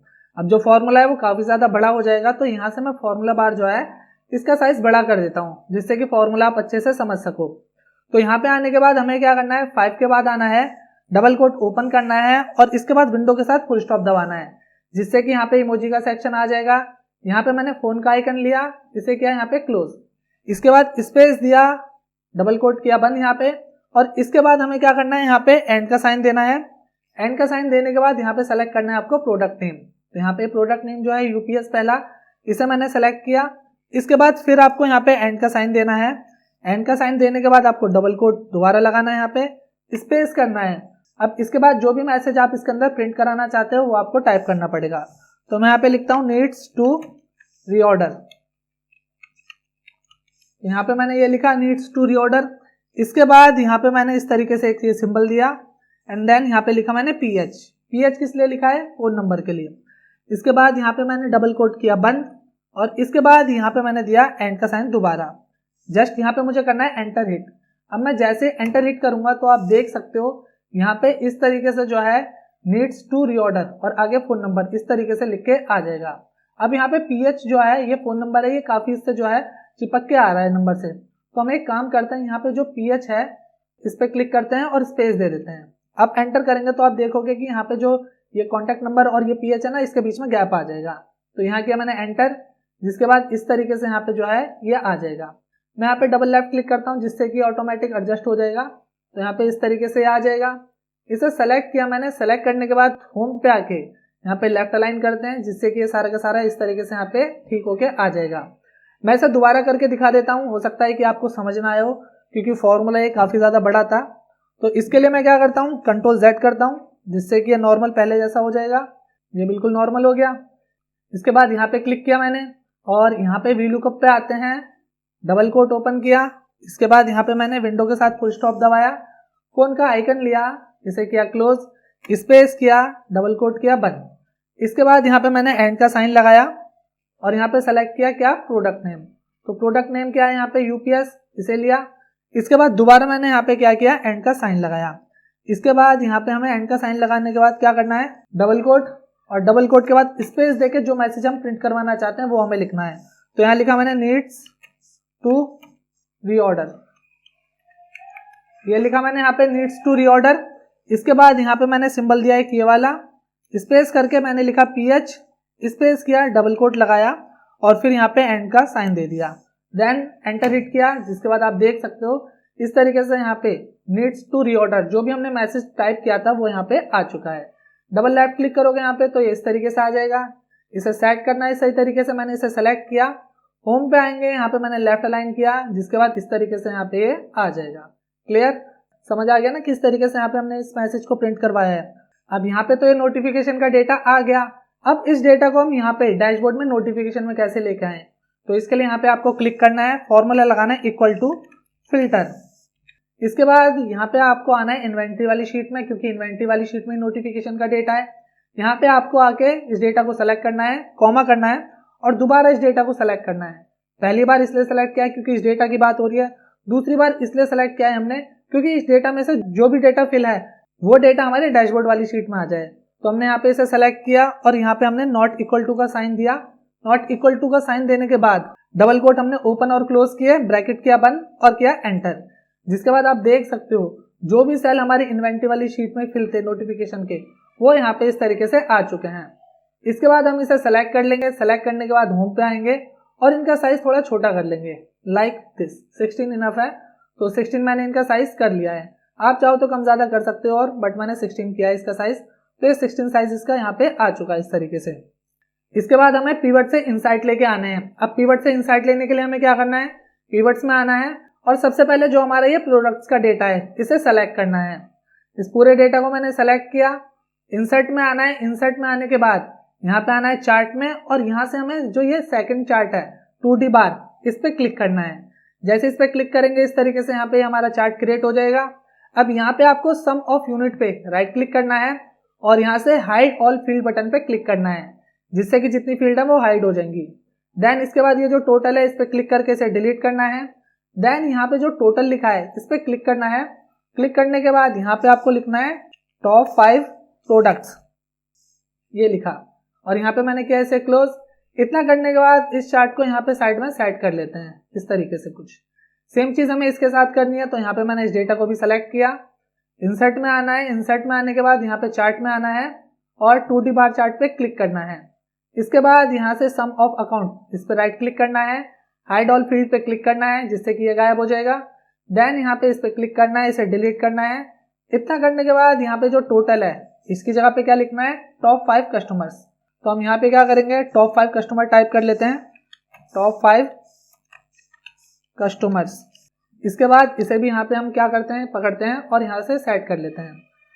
अब ये दोनों चीजें हमारे पास आ चुकी हैं, हमें क्या करना है, कंट्रोल से दोनों को सेलेक्ट कर लेना है, कंट्रोल एक्स करना है, जिसके बाद हमें डैशबोर्ड पे आना है और डैशबोर्ड पे आने के बाद यहाँ पे क्लिक करना है और कंट्रोल वी करना है, जिससे कि दोनों हमारे जो चार्ट हैं वो यहाँ पे आ जाएंगे। अब यहाँ पे प्रोडक्ट वाले को हम रखते हैं राइट साइड और जो कस्टमर वाला जो चार्ट है इसे रखते हैं लेफ्ट साइड। यहाँ से इस तरीके से मैं जो चार्ट है इन्हें थोड़ा मैनेज कर लेता हूँ, थोड़ा सा मैं इसे यहाँ पे इसकी विड्थ को कम करता हूँ लाइक दिस। सेम चीज जो है मैं इसके साथ करता हूँ टॉप 5 प्रोडक्ट्स के लिए। यहाँ से भी मैं इसे इस तरीके से कुछ सेट कर लेता हूँ एंड हाइट भी दोनों की इतनी कर लेता हूँ। तो दोनों चार्ट कुछ इस तरीके से हमारे पास आ चुके हैं। अब इसके बाद हमें क्या करना है, अब यहाँ पे हमें स्टॉक्स के लिए चार्ट क्रिएट करना है और जो स्टॉक्स का डेटा है वो तो इन्वेंटरी वाली शीट में है ना यहाँ पे। अब इसका डेटा क्रिएट करने के लिए सबसे पहले हमें इसे पिवट में कन्वर्ट करना पड़ेगा। तो इस पर मैं क्लिक करता हूँ, इंसर्ट में आता हूँ, यहाँ पे ऑप्शन मिल जाता है आपको पिवट टेबल का, इस पर क्लिक किया और यहाँ से हमें क्या करना है, एग्जिस्टिंग वर्कबुक पे क्लिक किया। लोकेशन आप क्या देना चाहते हो, पिवट में आ जाओ और नीचे आके मैं यहाँ पे इस पे क्लिक करके ओके कर देता हूँ, जिससे कि यहाँ पे जो है इसका पिवट क्रिएट हो जाएगा। और यहाँ से हमें क्या चाहिए, प्रोडक्ट नेम, साथ ही साथ यहाँ पे स्टॉक, दोनों चीजें यहाँ पे आ गई हैं। यहाँ से मैं ऐसे करता हूँ क्लोज। क्लोज करने के बाद इस पूरे डेटा को आपको सेलेक्ट करना है और इसके बाद आना है इंसर्ट में। इंसर्ट में आने के बाद चार्ट में आना है। चार्ट में आने के बाद यहाँ से आप ये वाला चार्ट ले लो, कोई भी पिक कर सकते हो, वैसे तो आपकी विश है, बट मैं ये वाला चार्ट ले लेता हूँ यहाँ से और फिर यहाँ पे प्लस पे क्लिक करके ऐड कर देता हूँ यहाँ पे डेटा टेबल, इस पे क्लिक किया, जिससे कि यहाँ पे डेटा टेबल बन के आ जाएगी। अब यहाँ पे जो स्टॉक है इसे मैं हटा देता हूँ, हाइड कर देता हूँ तो ये हट जाएगा। साथ ही साथ यहाँ से टोटल जो है इसे भी मैं हटा देता हूँ। अब ये चार्ट हमारा इस तरीके से यहाँ पे आ चुका है। इसे मैं यहाँ से कट करता हूँ। कट करने के बाद डैशबोर्ड पे आता हूँ और यहाँ पे आके इसे पेस्ट कर देता हूँ। पेस्ट करने के बाद यहाँ पे आएगा और इसके बाद यहाँ से मैं इसे कुछ इस तरीके से सेट कर लेता हूँ। यहाँ से मैंने इसे राइट साइड खींचा, राइट साइड करने के बाद नीचे भी मैं इसे थोड़ा सा खींच देता हूँ लाइक दिस, इतना खींचा, ठीक है। अब यहाँ से मैं क्या करता हूँ, व्यू पे आता हूँ। व्यू पे आने के बाद यहाँ से जो फॉर्मूला बार है इसे हटा लेता हूँ। तो फॉर्मूला बार हटाने के बाद आप देख सकते हो इस तरीके से हमारा जो इन्वेंटरी मैनेजमेंट सॉफ्टवेयर है वो यहाँ पे दिख रहा है। तो यहाँ पे हमारे टैब या मेन्यू हो गए, जैसे कि डैशबोर्ड वाला है, यहाँ पे कस्टमर्स पे क्लिक किया, कस्टमर्स पे आ गए, प्रोडक्ट्स पे क्लिक किया, प्रोडक्ट्स वाली शीट पे आ गए, यहाँ पे vendors, new entry, purchase, sale, inventory. तो आप देख सकते हो सारी चीजें प्रॉपर्ली वर्क कर रही हैं। बट यहाँ पे एक प्रॉब्लम है। प्रॉब्लम क्या है कि अगर मैं यहाँ पे कस्टमर्स वाली शीट पे आ रहा हूँ, कस्टमर क्या किसी भी शीट पे आओ आप यहाँ पे, और यहाँ से आके अगर मैं कोई डेटा ऐड करूँ इसमें, जैसे कि यहाँ पे मैंने लिखा 1008 और मैंने टाइप किया जीत। अब मैं डैशबोर्ड वाली सीट में आ रहा हूँ तो यहाँ पे जो कस्टमर्स लिखा है ये तो अपडेट हुआ ही नहीं है, ये तो 7 है ना। तो अब ये तो प्रॉब्लम वाली बात है, क्योंकि अगर हम पिवट टेबल में कुछ भी अपडेट करते हैं तो उसे रिफ्रेश करने के लिए हमें क्या करना पड़ता है, यहाँ पे हम पिवट में आ जाते हैं, कस्टमर्स का डेटा ये है, इस पर क्लिक किया मैंने, पिवट टेबल एनालाइज में आए, यहाँ पे आके रिफ्रेश किया मैंने, तब जाके ये वैल्यू जो है यहाँ पे रिफ्रेश होगी और डैशबोर्ड में भी यहाँ पे रिफ्रेश होके आएगी। लेकिन अगर हम बार बार डेटा जो है चेंज करेंगे, क्योंकि जाहिर सी बात है सॉफ्टवेयर बनाया है तो डेटा हम बार बार ऐड करेंगे या रिमूव करेंगे तो हमें बार बार रिफ्रेश करना पड़ेगा, ये तो प्रॉब्लम वाली बात है। तो इसके लिए एक सॉल्यूशन है। सॉल्यूशन क्या है, यहाँ पे आपको डेटा टैब में आना है। डेटा टैब में आने के बाद यहाँ पे रिफ्रेश ऑल पे आपको राइट क्लिक करना है और यहाँ पे ऑप्शन मिल जाता है आपको add to quick access toolbar, इस पे करना है क्लिक। जैसे इस पे क्लिक करोगे तो इसका एक शॉर्टकट यहाँ पे क्रिएट हो जाएगा। अब जब भी आप कुछ भी अपडेट करोगे तो आपको पिवट टेबल में जाने की जरूरत नहीं है, डायरेक्टली आप यहाँ से रिफ्रेश कर सकते हो। जैसे कि मैं करके दिखा देता हूँ। यहाँ पे हम कस्टमर्स पे आते हैं और एक डेटा मैं और ऐड कर लेता हूँ। यहाँ पे टेबल पकड़ के मैंने खींची और यहाँ पे लिखा मैंने 1009, यहाँ पे लिखा मैंने राधा। और अगर मैं यहाँ पे डैशबोर्ड में आऊँ तो अभी तो ये 8 है, लेकिन अगर मैं यहाँ पे क्लिक करूंगा तो आप देख सकते हो ऑटोमेटिक अपडेट होके ये क्या हो गया 9। ऐसे अगर मैं किसी और चीज में करता हूँ अपडेट कुछ भी, जैसे प्रोडक्ट्स में आते हैं, प्रोडक्ट्स में आने के बाद यहाँ पे मैं इसे पकड़ के ड्रैग करता हूँ और यहाँ पे मैंने लिख दिया 8111, ये लिखा। यहाँ पे आके लिखा मैंने पेन ड्राइव। अब यहाँ पे हम आते हैं डैशबोर्ड में। डैशबोर्ड में आने के बाद यहाँ पे हम इस पे करते हैं क्लिक, जिससे कि रिफ्रेश होके आ जाएगा। देख सकते हो प्रोडक्ट यहाँ पे कितने थे पहले 10, अब 11 होके आ चुके हैं। तो इस तरीके से जो है आप एक इन्वेंट्री मैनेजमेंट सॉफ्टवेयर क्रिएट कर सकते हो और जो भी आपकी इन्वेंट्री से रिलेटेड चीजें हैं उन्हें बड़ी आसानी से मैनेज कर सकते हो। आई होप दोस्तों अब आपको क्लियर हो गया होगा कि किस तरीके से एक automatic inventory management software create किया जाता है। साथ ही साथ इसमें किस तरीके से डेटा ऐड करना है, इसमें काम करना है, वो सारी चीजें भी आपको क्लियर हो गई होंगी। फिर भी अगर आपके दिमाग में इस सॉफ्टवेयर से रिलेटेड कोई भी डाउट है तो नीचे कमेंट बॉक्स में आप जरूर मेंशन कर सकते हैं। और वीडियो आपको अच्छी लगी हो तो हमेशा की तरह इसे लाइक और शेयर जरूर करें। मिलते हैं नेक्स्ट वीडियो में, तब तक के लिए थैंक यू।